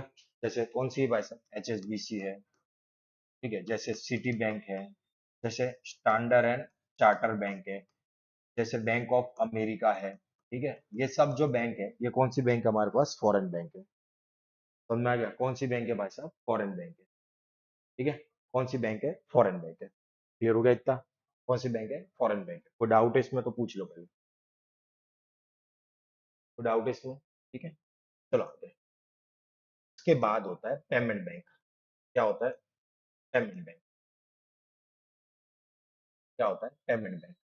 ठीक है, याद रखना, फॉर पेमेंट बैंक का जनरली जो हमारा ऑब्जेक्टिव था ना इसको शुरू करने का, ऑब्जेक्टिव का मतलब क्या होता है?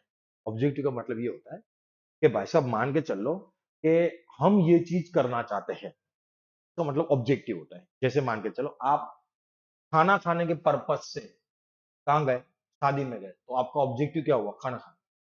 समझ में आ गया? तो पर्पस का मतलब जनरली ऑब्जेक्टिव होता है।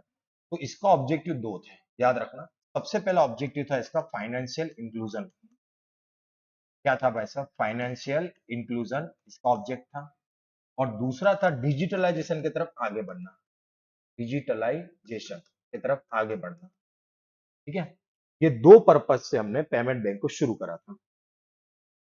ठीक है, ये दो पर्पज से हमने क्या करा था? पेमेंट बैंक को शुरू करा था।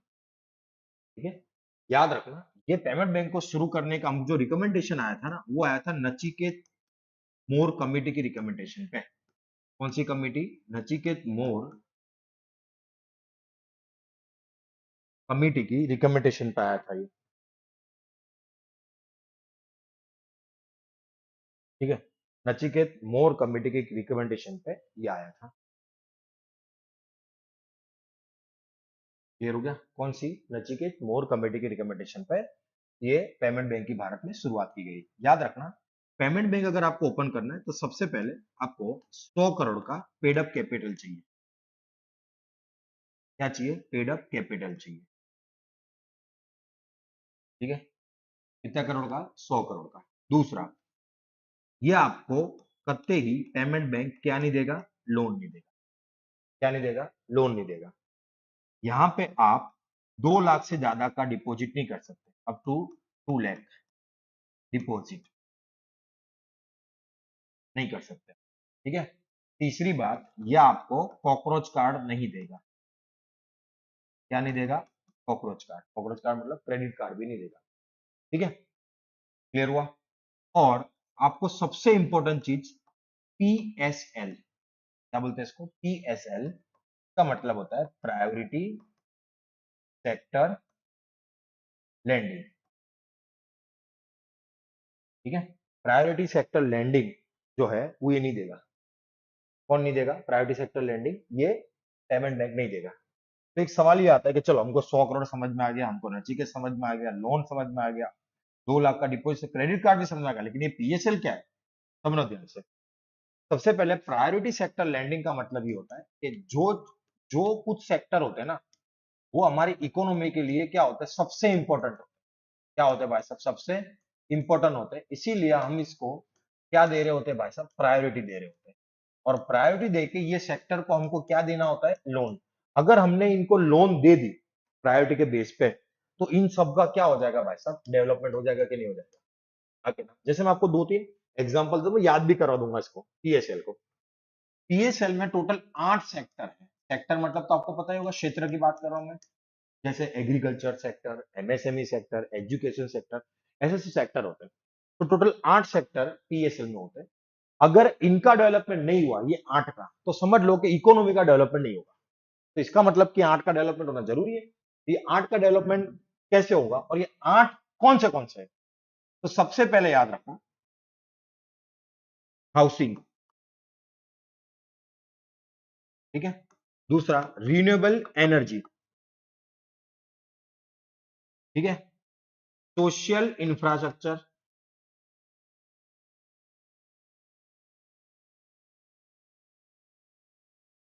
एजुकेशन,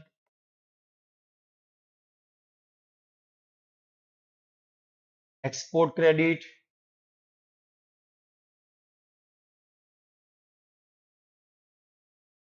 एमएसएमई,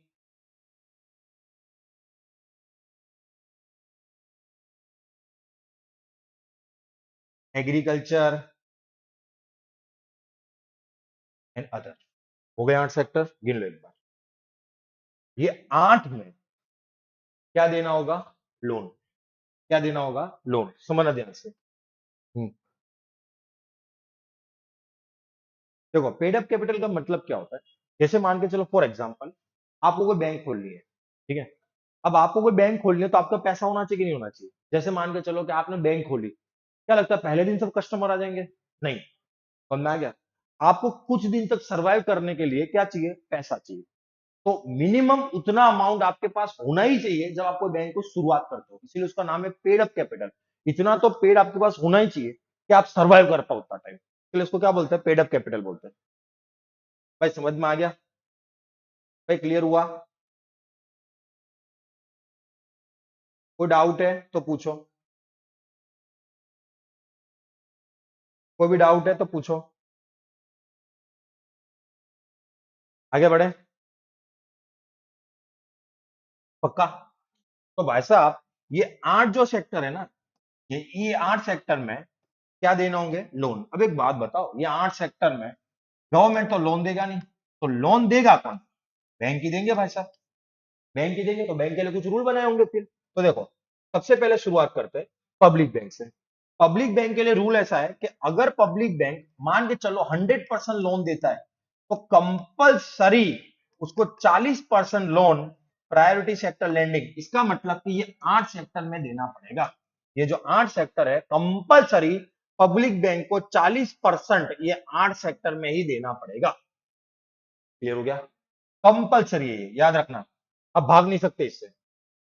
उसके बाद जो ये प्राइवेट बैंक है ना, प्राइवेट बैंक अगर वो भी 100% लोन देता है तो उसमें से कंपलसरी उसको भी 40% लोन कहां देना होगा? पीएसएल में देना होगा, प्रायोरिटी सेक्टर लैंडिंग में देना होगा। बोलो क्लियर हो गया इतना? हाँ के ना? कोई डाउट है? उसके बाद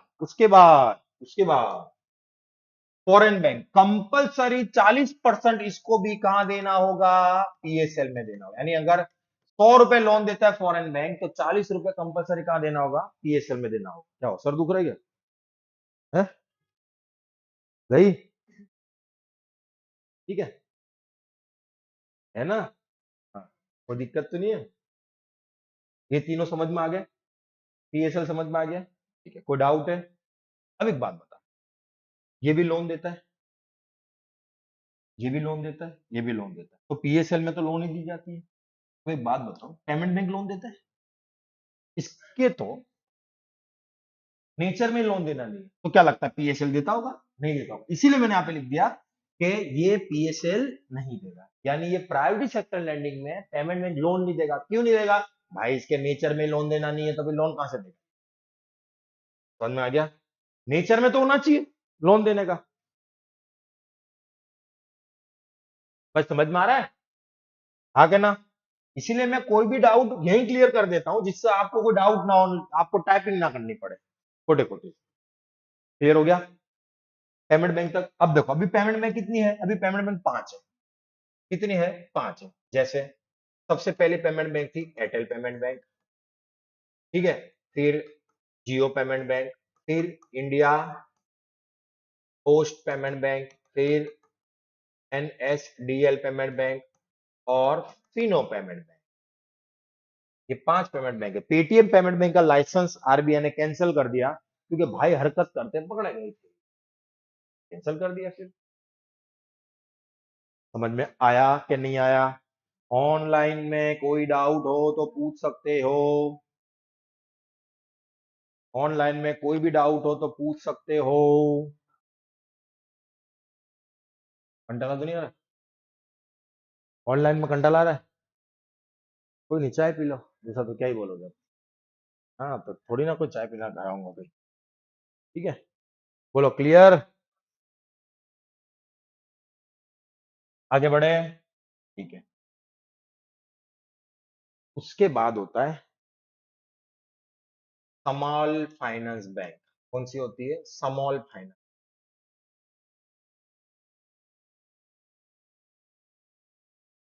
small finance bank.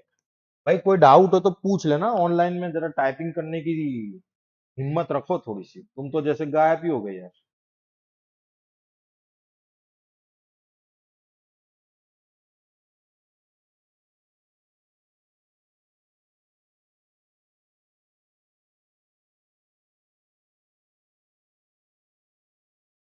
Export credit का मतलब, देखो एक्सपोर्ट क्रेडिट का मतलब क्या होता है भाई साहब?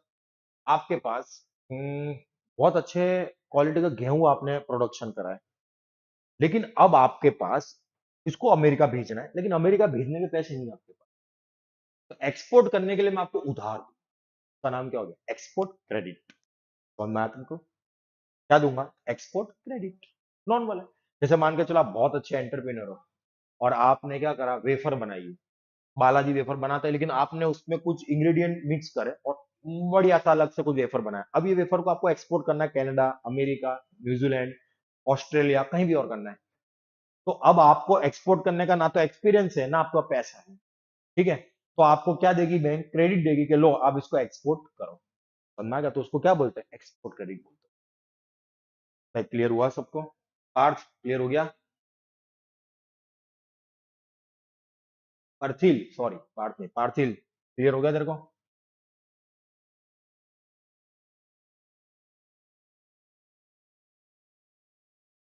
ठीक है, आगे बढ़ो। पक्का? चलो, उसके बाद स्मॉल फाइनेंस बैंक। देखो, सबसे पहले स्मॉल फाइनेंस बैंक ओपन करने के लिए 200 करोड़ का कौन सा कैपिटल चाहिए, बताओ जरा। कौन सा? Paid up capital. ठीक है। दूसरा, ये अच्छा खासा लोन भी देगा, अच्छा खासा डिपॉजिट भी करवाएगा। तो भाई जो चीज ऑलरेडी सारे कर रहे हैं, ये भी कर रहा है, तो कोई नई बात तो है नहीं। ठीक है। लेकिन कुछ अलग करेगा तो पहले जानेंगे। तो सबसे पहले देखो, 200 करोड़ का पेड अप कैपिटल। याद रखना, ये लोन भी देगा।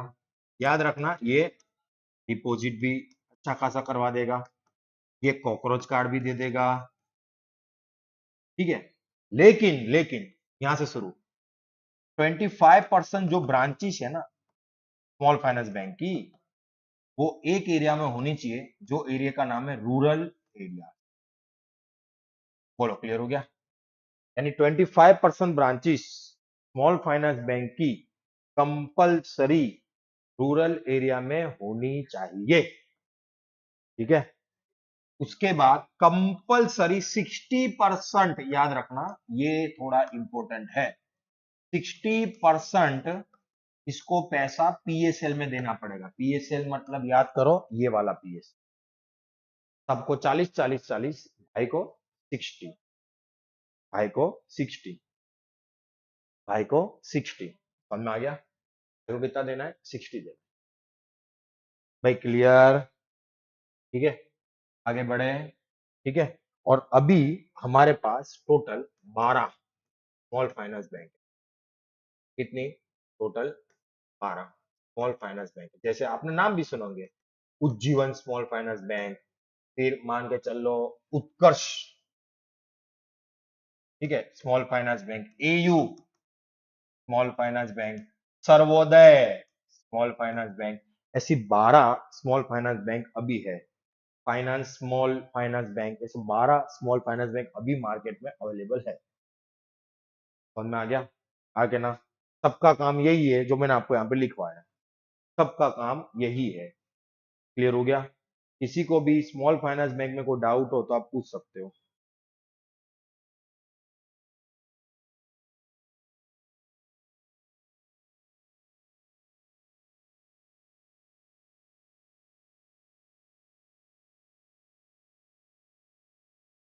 क्लियर हो गया?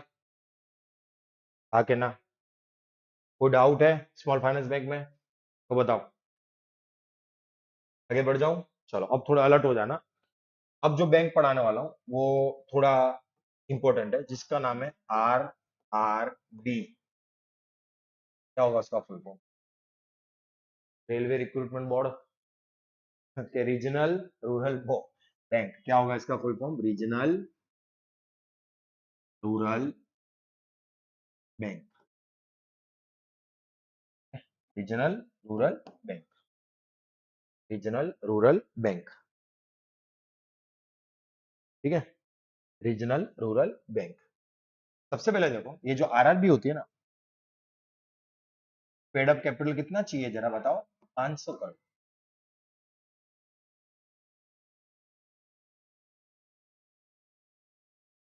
कितना? 500 करोड़ पेड अप कैपिटल। ठीक है। दूसरा, याद रखना, आरआरबी जब आप ओपन करोगे ना, तो पैसा आपको अकेले को नहीं लाना है। और दूसरा, इंडिविजुअल को लाइसेंस नहीं मिलेगा इसका। स्मॉल फाइनेंस बैंक इंडिविजुअल को मिल सकता है, आर मान के चलो पेमेंट बैंक मिल सकता है, प्राइवेट मिल सकता है, फॉरेन मिल सकता है, पब्लिक तो गवर्नमेंट की होती है। लेकिन आरआरबी के लिए यहाँ पे क्राइटेरिया पूरा अलग जाता है। क्या क्राइटेरिया है आरआरबी के लिए, ये समझो। आरआरबी का क्राइटेरिया 3 साइड से चलता है। सबसे पहले यहाँ पे एंट्री होती है सेंट्रल गवर्नमेंट की, दूसरी एंट्री होती है यहाँ पे स्टेट गवर्नमेंट की। ठीक है। यानी 500 करोड़ में से 50% जो पैसा होगा ना आरआरबी खोलने के लिए, आपको कौन दे देगा? Central government. ठीक है। 15% पैसा जो है वो आपको कौन दे देगा? State government. ठीक है। और बाकी जो बचा ना, कितना बचा? 35%, ये किसको लाना है? Sponsor bank. इसका मतलब कि यहाँ पे लाइसेंस बैंकों को मिलेगा, ना कि इंडिविजुअल को मिलेगा। और जो बैंक 35% पैसा ला रही है ना, वो बैंक का नाम क्या होगा? स्पॉन्सर बैंक होगा। जैसे मान के चलो भाई साहब, मैंने इसको बोला चल पार्टी पे, इसने बोला पैसे नहीं है, मतलब मैं स्पॉन्सर कर रहा हूँ, इसका मतलब मैं क्या दे रहा हूँ, पैसे दे रहा हूँ ना, इसलिए इसका नाम क्या पड़ गया इधर, स्पॉन्सर बैंक। 35% पैसा कौन दे रहा है, बैंक दे रहा है, इसलिए इसका नाम क्या पड़ गया, स्पॉन्सर बैंक। समझ में आ गया। यानी ये जो क्राइटेरिया है ना आरआरबी का, ये इस साइड का क्राइटेरिया है कि सेंट्रल गवर्नमेंट जो है वो 50% देगा और स्पॉन्सर बैंक जो है वो 35% देगा। भाई समझ में आ रहा है, आके ना, ये क्राइटेरिया के ऊपर हिसाब से पूरा आरआरबी चलेगा। ये क्राइटेरिया एग्जाम में पूछ लेते हैं तो थोड़ा ध्यान रखना कि स्टेट गवर्नमेंट जो होता है 15% देता है। जैसे मान के चलो, देखो गुजरात गवर्नमेंट ने बोला कि हमारे आरआरबी खोलो, तो 15% कौन देगा, गुजरात गवर्नमेंट। मान के चलो महाराष्ट्र गवर्नमेंट ने बोला हमारे यहाँ खोलो, तो 15% कौन देगा, महाराष्ट्र गवर्नमेंट। लेकिन इन सबको 50% पैसा कौन देगा, सेंट्रल गवर्नमेंट। बोले इतना क्लियर हो गया सबको, हाँ कि ना। कोई भी डाउट है किसी को तो पूछो इसके अंदर। भाई समझ आ रहा है सबको, कोई डाउट है इसमें तो बताओ। कोई भी डाउट नहीं है, ये क्राइटेरिया आपको याद रखना पड़ेगा, ठीक है। अब चलो, सबसे पहले जो आरआरबी है ना, आरआरबी आपको सब जगह पे मिलेगी, खाली दो को छोड़ के, गोवा और सिक्किम को छोड़ के। देखो उनका खुद का क्राइटेरिया इतना स्ट्रांग है कि भाई उनको जरूरत नहीं है। एक तो देखो गोवा एरिया वाइज छोटा है, ठीक है, ज्यादा गांव पॉपुलेशन है नहीं, ठीक है, और सिक्किम में तो पॉपुलेशन ही नहीं है।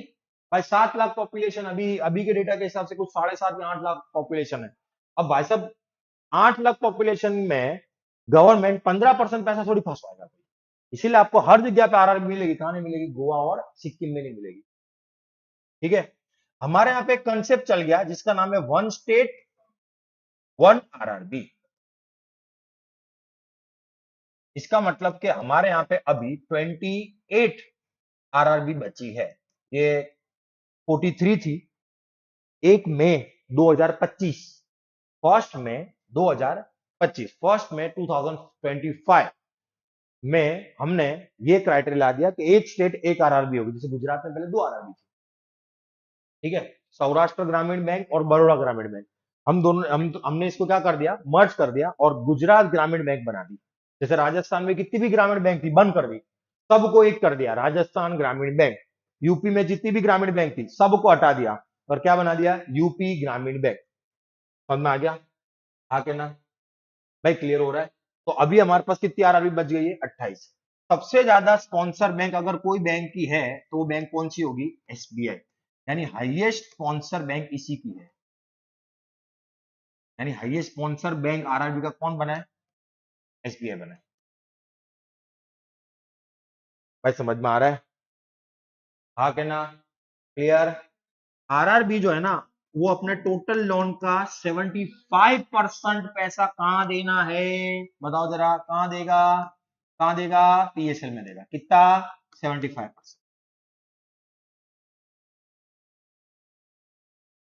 क्लियर हो गया। यानी 75% पैसा आरआरबी कहां देगा भाई साहब, पीएसएल में देगा। कहां देगा, पीएसएल में देगा। याद रखना, याद रखना और याद रखना, आरआरबी को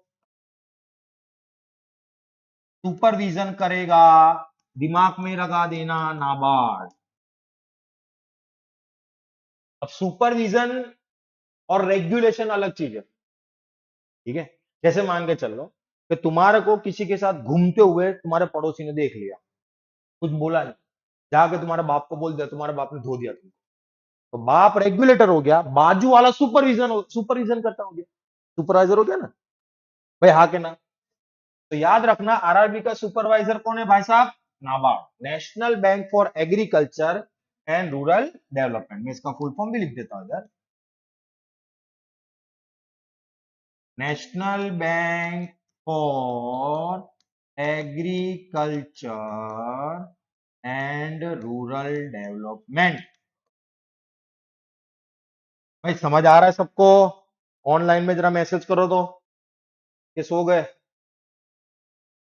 ऑनलाइन में जरा मैसेज करो। कोई भी डाउट हो तो पहले मैं बताओ मेरे को, बस भगा से निकाल।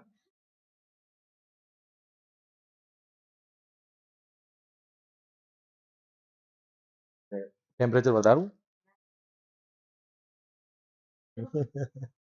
ठीक है, चलो भाई समझ में आ गया। तो याद रखना आरआरबी को सुपरवाइज कौन करेगा भाई साहब, कौन करेगा बताओ जरा, नाबार्ड करेगा, national bank for agriculture and rural development करेगा।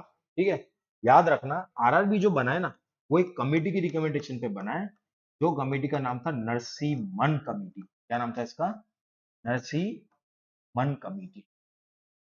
कौन सी कमेटी के रिकमेंडेशन पे, नरसिम्हन कमेटी के रिकमेंडेशन पे आरआरबी को शुरुआत की गई थी। तो भाई आरआरबी को कभी ना कभी तो शुरुआत की गई होगी, जरा मैं नीचे लिख देता हूं इसको, कभी ना कभी तो शुरुआत की गई होगी। ठीक है, तो याद रखना आरआरबी की शुरुआत जो है ना, दिमाग में बिठा लो इसको, आरआरबी की जो शुरुआत है वो 1975 में होती है। कब होती है, 1975 में होती है आरआरबी की शुरुआत। ठीक है, और पहली जो आरआरबी बनी थी ना, वो बनी थी यूपी मुरादाबाद में। हाँ बनी थी यूपी मुरादाबाद में। अब देखो सवाल क्या ये आ सकता है, हाँ ये तो आ सकता है कि पहली कहां बनी, यूपी के मुरादाबाद। एक और सवाल बन सकता है कि यूपी के मुरादाबाद में जो बनी थी उसकी स्पॉन्सर बैंक कौन थी। भाई सेंट्रल गवर्नमेंट स्टेट गवर्नमेंट तो लॉजिक की बात है, लेकिन स्पॉन्सर बैंक कोई तो होगी। तो याद रखना इसकी जो स्पॉन्सर बैंक थी वो कौन सी थी भाई साहब, सिंडिकेट बैंक। कौन सी थी, सिंडिकेट बैंक। ठीक है, कौन सी थी, सिंडिकेट बैंक। ठीक है भाई, क्लियर हुआ। और आरआरबी के लिए एक एक्ट पास करा गया, एक एक्ट पारित किया गया जिसका नाम है आरआरबी एक्ट 1976। कौन सा पास किया गया है, आरआरबी एक्ट 1976। ये जो है ये आरआरबी के लिए क्या किया गया है भाई साहब, पास किया गया है। बोलो क्लियर हो गया इतना। इसमें कोई किसी को कोई डाउट है तो पूछ लो, कोई भी डाउट हो किसी को भी तो आप मुझे पूछ सकते हो आरआरबी में। कोई भी डाउट हो आरआरबी में तो पूछो मेरे को, आरआरबी में कोई डाउट है तो पूछो। नो डाउट, अब बात है जग रहे हो। बोलो आरआरबी में कोई डाउट है तो बताओ,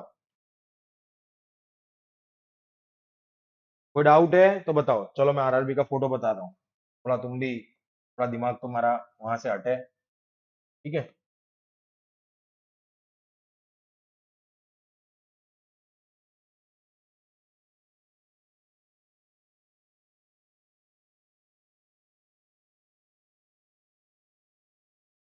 देखो उसका फोटो देखो, बढ़िया है आरआरबी, एकदम एसी वाली ऑफिस होती है इनकी। देखो ऐसी होगी आरआरबी, एकदम एसी वाली ऑफिस। ठीक है, ऐसी बढ़िया वाली है, जाके जॉब करो। हाँ बड़ौदा गुजरात ग्रामीण बैंक है कि नहीं है, समझ में आ गया। थोड़ा फोटो वोटो देखो तो थोड़ा दिमाग तुम्हारा वहां से हटे तो तुमको भी मजा आए थोड़ा सा, मेरे को भी पढ़ाने में और थोड़ा इंटरेस्ट है। वही कल समझ में आ गया। हाँ ये देखो कितनी बढ़िया है, छत्तीसगढ़ ग्रामीण बैंक। देखो एकदम है ना, एकदम, यार तुम देखो हाईटेक टेक्नोलॉजी वाली है।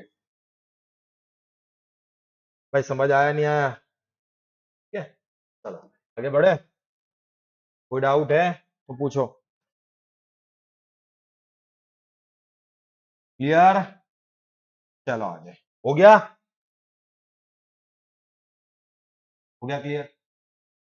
पांचों पांच में कोई डाउट हो तो बताओ, public bank, private bank, foreign bank, small finance bank, payment bank, RRB, कोई भी डाउट किसी को कैसा भी हो तो पूछ लो।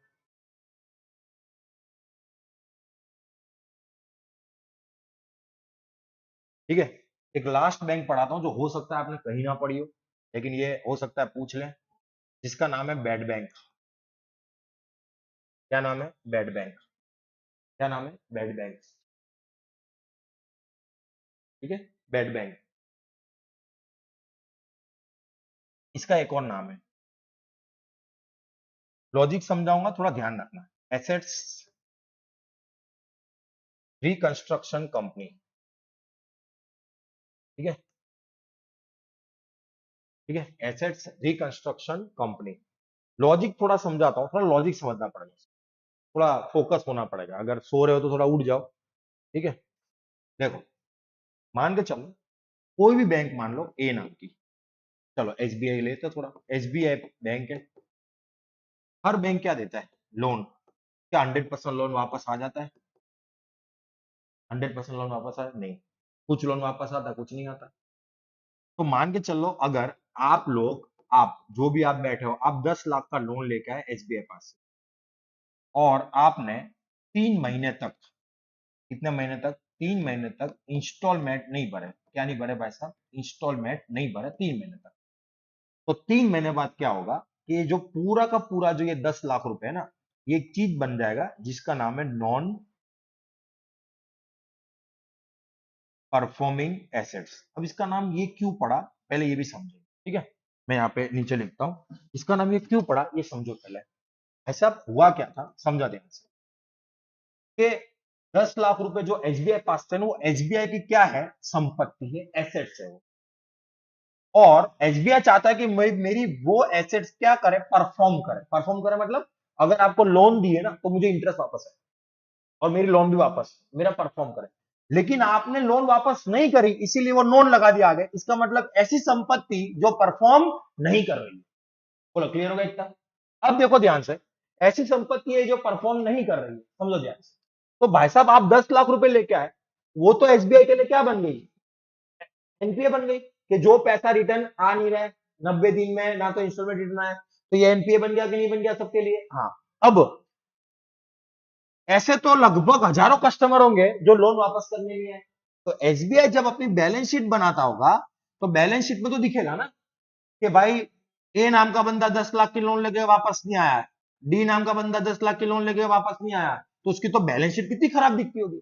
अब भाई साहब मान के चलोगे कल सुबह आपको इच्छा है कि मैं शेयर खरीदूं एसबीआई के, तो आप बैलेंस शीट तो चेक करोगे ना, तो पता चला कि बैलेंस शीट में तो यहाँ पे ऐसी लोन बहुत सारी है जो आप गई वापस नहीं है, तो आप क्या सोचोगे, अगर ऐसे चलता रहा कि लोन गई वापस नहीं है तो कभी ना कभी बैंक ही डूब जाएगी, तो आप क्या वहां पे इन्वेस्टमेंट करोगे, नहीं करोगे। तो इन्वेस्टमेंट नहीं करोगे तो फिर आगे काम नहीं चलेगा।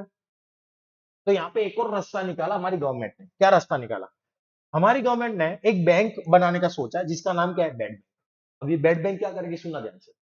सबसे पहले वो, जैसे मान के चलो एसबीआई के पास है ना एनपीए, मान के चलो कि जेड नाम की एक बेड बैंक जाएगी एसबीआई के पास, कि भाई बताओ तुम्हारे पास कितना एनपीए पड़ा हुआ है। तो भाई उसने बोला कि भाई मेरे पास 500 करोड़ का एनपीए पड़ा हुआ है। देखो इसका मतलब समझो, 500 करोड़ का एनपीए का मतलब समझाता हूं, कि ए नाम का बंदा लोन लेके गया, किसके पास से, एसबीआई पास से, जो वापस नहीं आया। एसबीआई पास से एक्स नाम का बंदा लोन लेके गया, जो वापस नहीं आया। एसबीआई पास से डी नाम का बंदा लोन लेके गया, जो वापस नहीं आया। ये लिखा होगा, तो ये लिखा होगा वहां तो।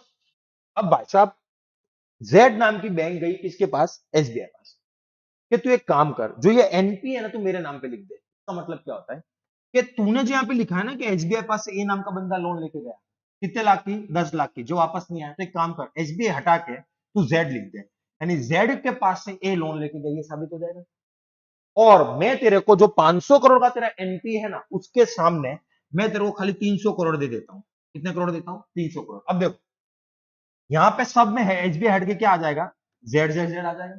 अब जेड क्या करेगा, सेटलमेंट करेगा ए के साथ। एक काम कर, चल तूने 10 लाख का लोन लिया ना, एक काम कर, तू 5 लाख भर दे, ठीक है, मैं तेरा सिविल स्कोर क्लियर करवा दूंगा, मैं ये करवा दूंगा, मैं फलाना कर दूंगा, ठिकाना कर दूंगा। जेड नाम का बंदा जाएगा एक्स के पास, के काम कर, तूने 50 लाख का लोन लिया, एक काम कर 30 लाख भर दे। ऐसा कर, तो सेटलमेंट करने जाएगा। कौन जाएगा सेटलमेंट करने, कौन जाएगा भाई साहब, जेड जाएगा।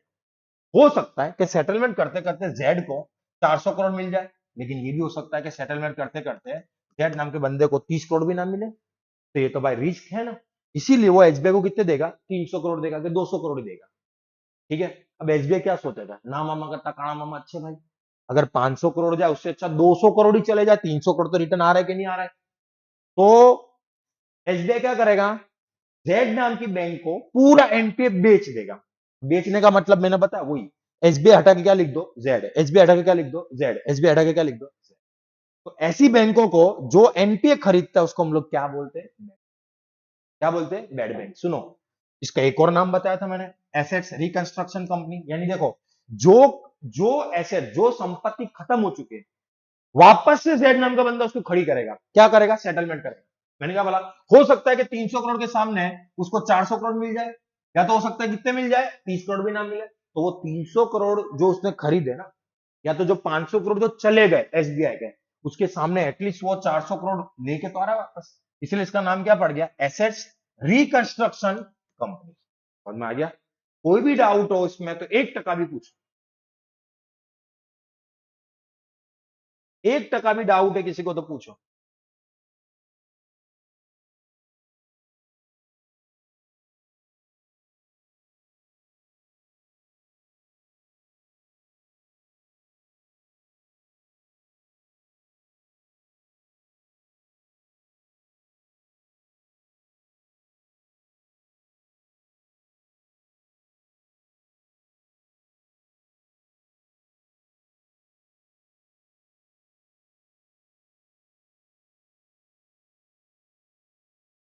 हो गया क्लियर सबको?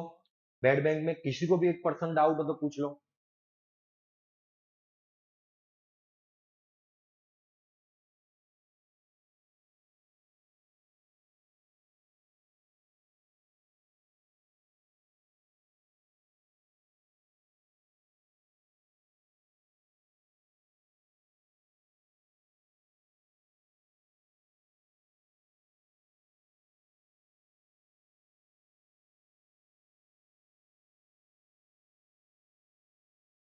क्लियर हो गया? चलो आगे बढ़ते हैं।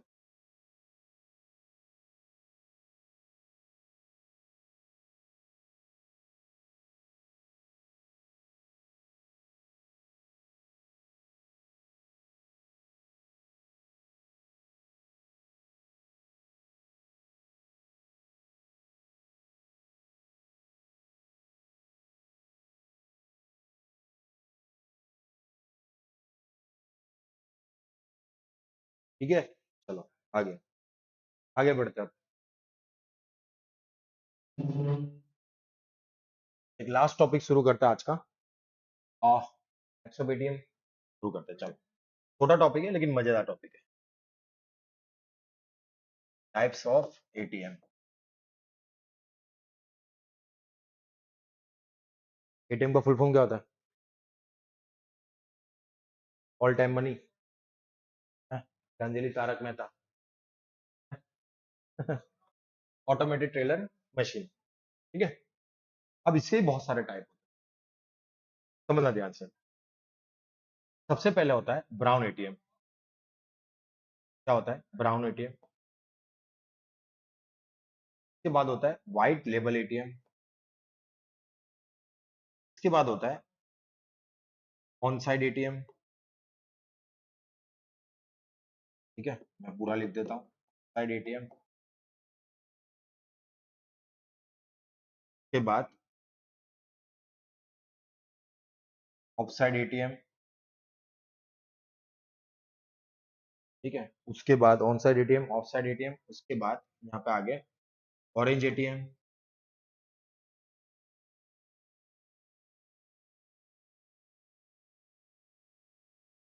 Yellow ATM.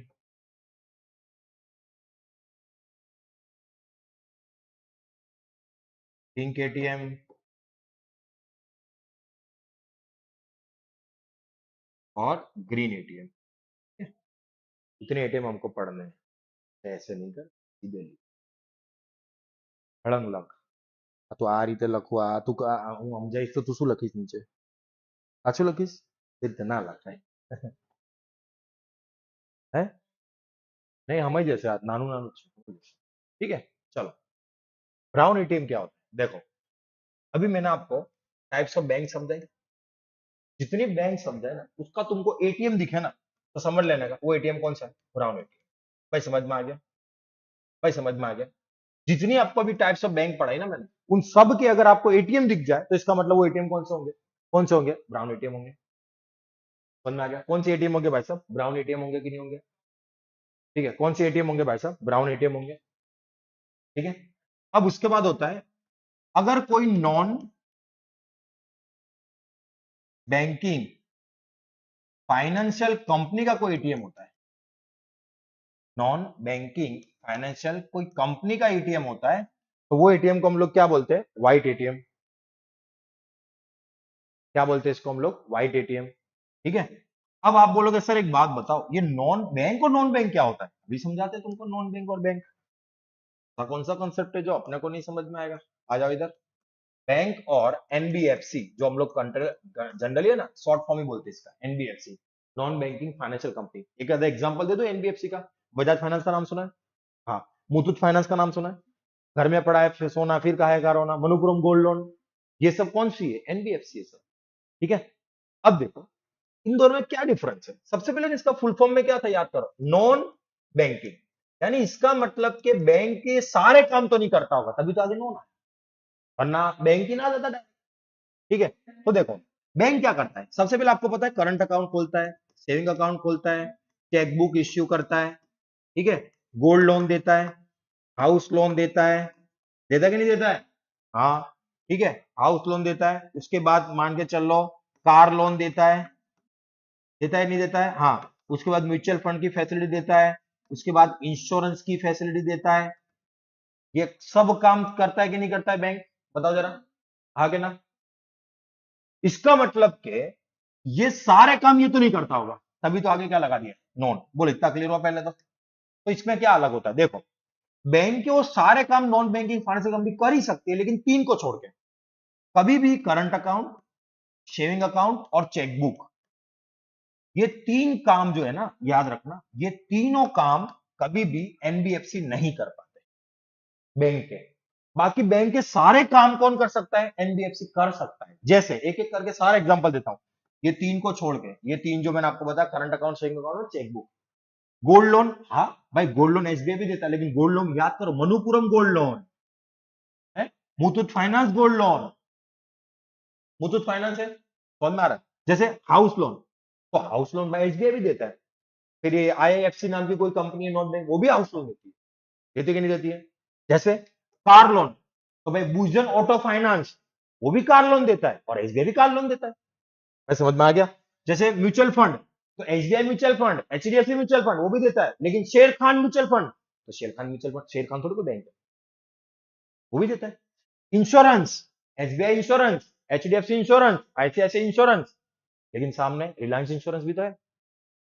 बोला हाँ कहना, क्लियर हुआ? तो ये तीन काम को छोड़ के बैंक के सारे काम कौन कर सकता है? एनबीएफसी कर ही सकता है।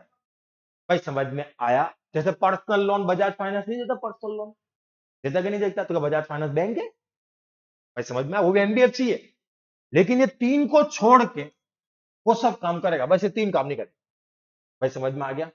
दूसरी बात, अगर आपको खाली बैंक का लाइसेंस मिला, किसका लाइसेंस मिला? बैंक का, तो समझ लो कि सब एंजॉय कर पाओगे।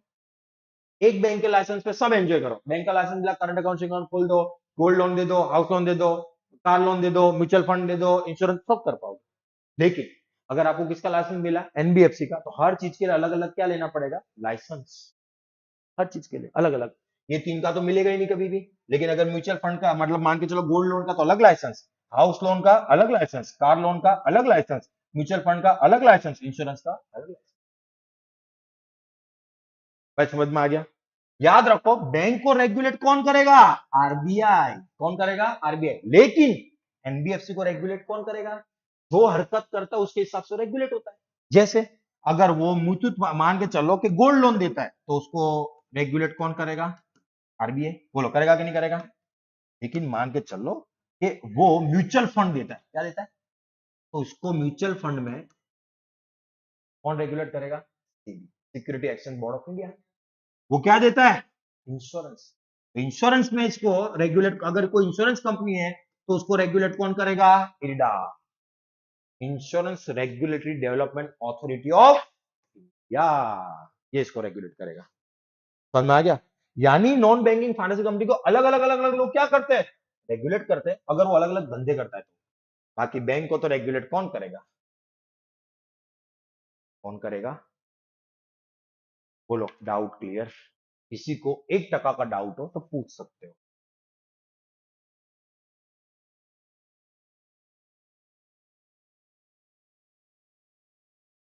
किसी को 1% का डाउट है? हेलो, हेलो, जाग रहे हो?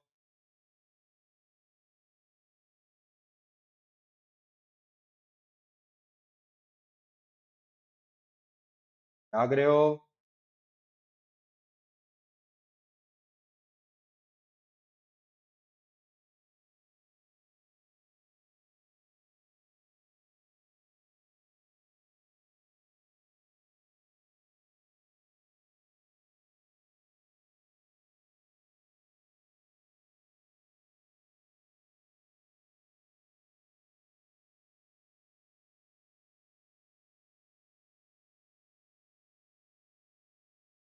क्लियर हो गया? हो गया ना क्लियर? कोई डाउट नहीं है? ऑनलाइन में कोई डाउट नहीं है ना? यस। चलो, आगे बढ़ते हैं। ठीक है, चलो। यानी देखो, अगर कोई बैंक का एटीएम है तो उसको एटीएम को क्या बोलोगे? Brown ATM. लेकिन कोई एनबीएफसी का एटीएम है, एनबीएफसी मतलब ये जो अभी पूरी हमने जो ये महाभारत रामायण जो करी, गीता कुरान बाइबल ये जो करा, ये सब किसको, एनबीएफसी। एनबीएफसी का कोई एटीएम है तो इसको हम लोग क्या बोलेंगे बताओ जरा, उसको बोलेंगे हम लोग व्हाइट लेबल एटीएम बोलेंगे। क्या बोलेंगे, व्हाइट लेबल एटीएम बोलेंगे। ठीक है, क्या बोलेंगे, व्हाइट लेबल एटीएम बोलेंगे। ठीक है, अब ऑन साइड एटीएम का मतलब क्या होता है, देखो ध्यान से, ये बैंक है, बैंक के एग्जैक्ट बाजू में कोई एटीएम होता है, यानी बैंक के प्रीमाइसिस के अंदर ही कोई अगर एटीएम है तो इसको हम लोग क्या बोलेंगे, ऑन साइड एटीएम। भाई बैंक के प्रीमाइसिस के अंदर ही है, यानी बैंक का ही एटीएम होगा, तो उसको आप ब्राउन एटीएम तो बोल ही सकते हो, लेकिन उसको आप क्या बोल सकते हो, ऑन साइड एटीएम भी बोल सकते हो। भाई समझ आ रहा है कि नहीं आ रहा है, भाई कोई डाउट है। अब मान के चलो आपने कुछ एटीएम देखेंगे जो बेचारे अकेले खड़े होंगे, आजू बाजू कोई नहीं है, ठीक है, सिंगल बंदा खड़ा है, ना तो कोई बैंक है ना कुछ है, तो ऐसी एटीएम को क्या बोला जाएगा, ऑफ साइट एटीएम बोला जाएगा। क्या बोला जाएगा, ऑफ साइट एटीएम बोला जाएगा।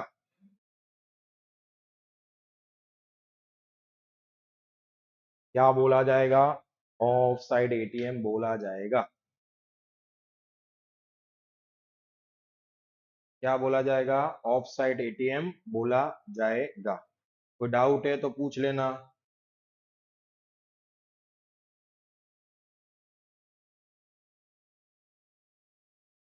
कोई डाउट है तो पूछो। ठीक है, चलो आगे। उसके बाद ऑरेंज एटीएम क्या होता है, देखो कोई बैंक है ना, ये बताना चाहती है कि हम शेयर मार्केट को प्रमोट कर रहे हैं, किसको, शेयर मार्केट को, तो कौन सी एटीएम खोलेगी भाई साहब, ऑरेंज एटीएम। याद रखना, ऐसा नहीं होगा कि अंदर जाओगे ना शेयर मिलेंगे, नहीं, वो खाली एडवर्टाइजमेंट के लिए होता है कि हम शेयर मार्केट को क्या कर रहे हैं, प्रमोट कर रहे हैं। क्या कर रहे हैं, प्रमोट कर रहे हैं, ये बताने के लिए वो क्या करते, खाली एक पट्टी लगा देते हैं, जिससे पता चलता है कि ऑरेंज एटीएम है। ऐसा नहीं होगा अंदर गए ना सब नारंगियां गिर रही है अंदर, ना ना भाई ऐसा कुछ नहीं हो रहा अंदर, समझ में आ रहा है, ऐसा कुछ भी हो नहीं रहा अंदर। ठीक है, तो याद रख के चल लेना। उसके बाद येलो एटीएम, तो ये येलो एटीएम जो होता है ना, वो ई कॉमर्स प्लेटफॉर्म के लिए होता है। किसके लिए, ई कॉमर्स प्लेटफॉर्म के लिए होते हैं ये। किसके लिए होते हैं, ई कॉमर्स प्लेटफॉर्म के लिए, जैसे जैसे जैसे जैसे अमेजोन, जैसे जैसे जैसे जैसे फ्लिपकार्ट। ठीक है, इन सबको प्रमोट कर रहा है, ये दिखा रहा है येलो एटीएम। ठीक है, आगे ना। उसके बाद पिंक एटीएम, जो बैंक ये दिखाना चाहता है कि हम क्या कर रहे हैं, वुमेन एम्पावरमेंट कर रहे हैं। क्या कर रहे हैं, वुमेन एम्पावरमेंट कर रहे हैं, ये दिखाना है। तो वुमेन एम्पावरमेंट दिखाना है, ठीक है, कि हम लोग कर रहे हैं, तो कौन सी एटीएम खोलेंगे भाई, पिंक एटीएम। कौन सी एटीएम खोलेंगे, पिंक एटीएम खोलेंगे। कौन सी एटीएम खोलेंगे भाई, पिंक एटीएम। ठीक है, और ग्रीन एटीएम, अगर कोई बैंक ये चाहता है कि ये दिखाना चाहता है कि हम एग्रीकल्चर को प्रमोट कर, किसको, एग्रीकल्चर को प्रमोट कर रहे हैं। ठीक है, तो एग्रीकल्चर को अगर प्रमोट करना है तो कौन से एटीएम खोले जाएंगे, ग्रीन एटीएम खोले जाएंगे। कौन सी एटीएम खोले जाएंगे भाई, ग्रीन एटीएम खोले जाएंगे। बोलो कुछ भी डाउट हो किसी को भी तो आप पूछ सकते हो मेरे को, कोई भी डाउट तो पूछो।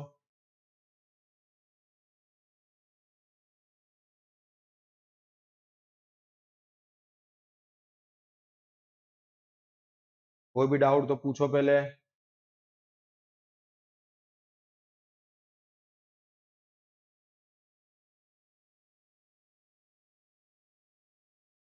कोई भी डाउट तो पूछो।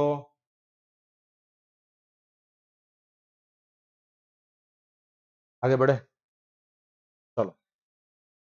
अब देखो, अब आप कभी एटीएम से पैसे निकालने गए हो, पैसे कट गए, कभी कटे ऐसे, नहीं कटे, कटते हैं। देखो कैसे कटते हैं, कुछ लोगों के पैसे कटते हैं, देखो कैसे कटते हैं समझो। एक होती है मेट्रोपॉलिटन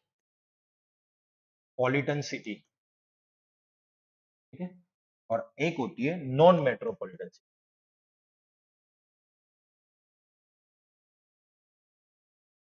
ठीक है, जनरली ये मेट्रो एक नॉन मेट्रोपॉलिटन सिटी है। ठीक है, ये किसके हिसाब से डिसाइड होता है, उसकी पॉपुलेशन।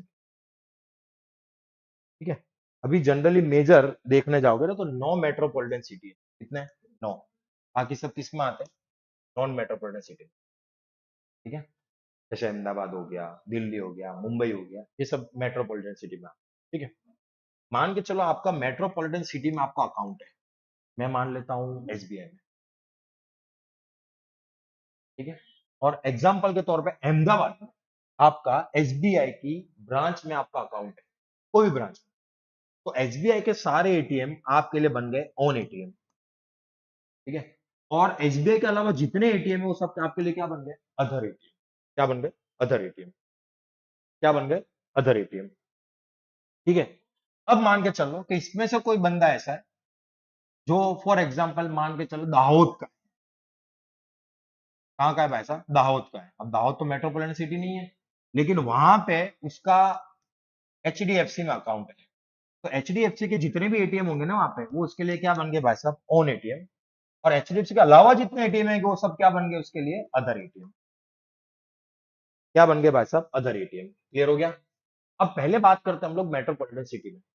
मेट्रोपॉलिटन सिटी में आपका अकाउंट जो बैंक में है, अगर उसी के एटीएम से आप पैसा निकालते हो तो आपको कितनी बार फ्री मिलेगा, 5 बार।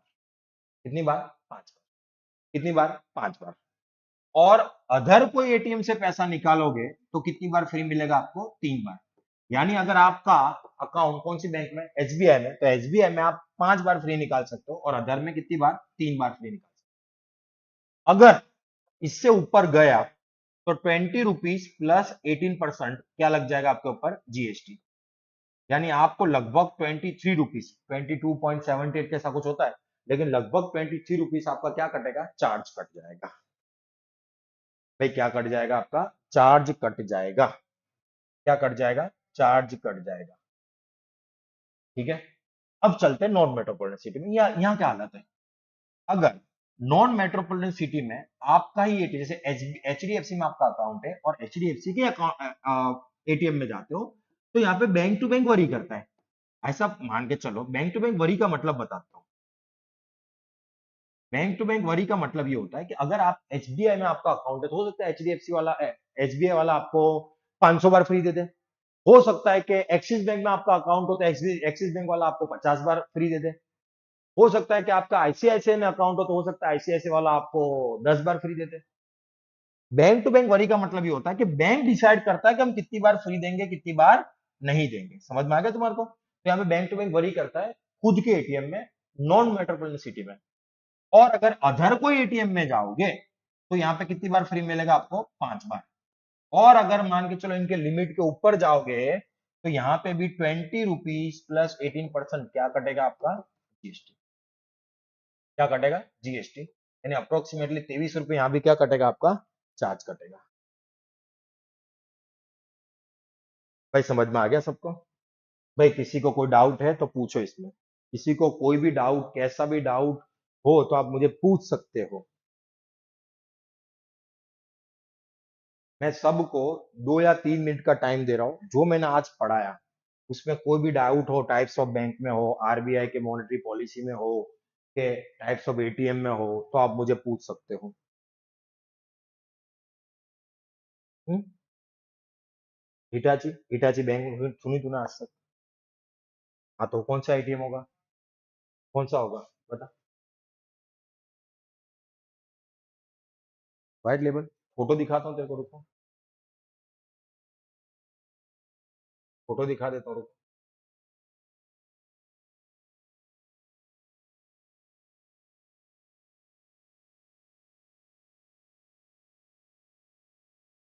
हिटाची बोले ना, हिटाची की फोटो आएंगे। ये देखो, सबसे पहले इंडिकेश, टाटा इंडिकेश नाम की कोई बैंक है ही नहीं, ठीक है। तो उसका एटीएम होगा तो क्या होगा, ये हिटाची। ये हिटाची का एटीएम। तो हिटाची कोई बैंक थोड़ी ना है, कंपनी है। समझ में आ गया, तो ये कौन सा एटीएम होगा, व्हाइट लेवल एटीएम होगा।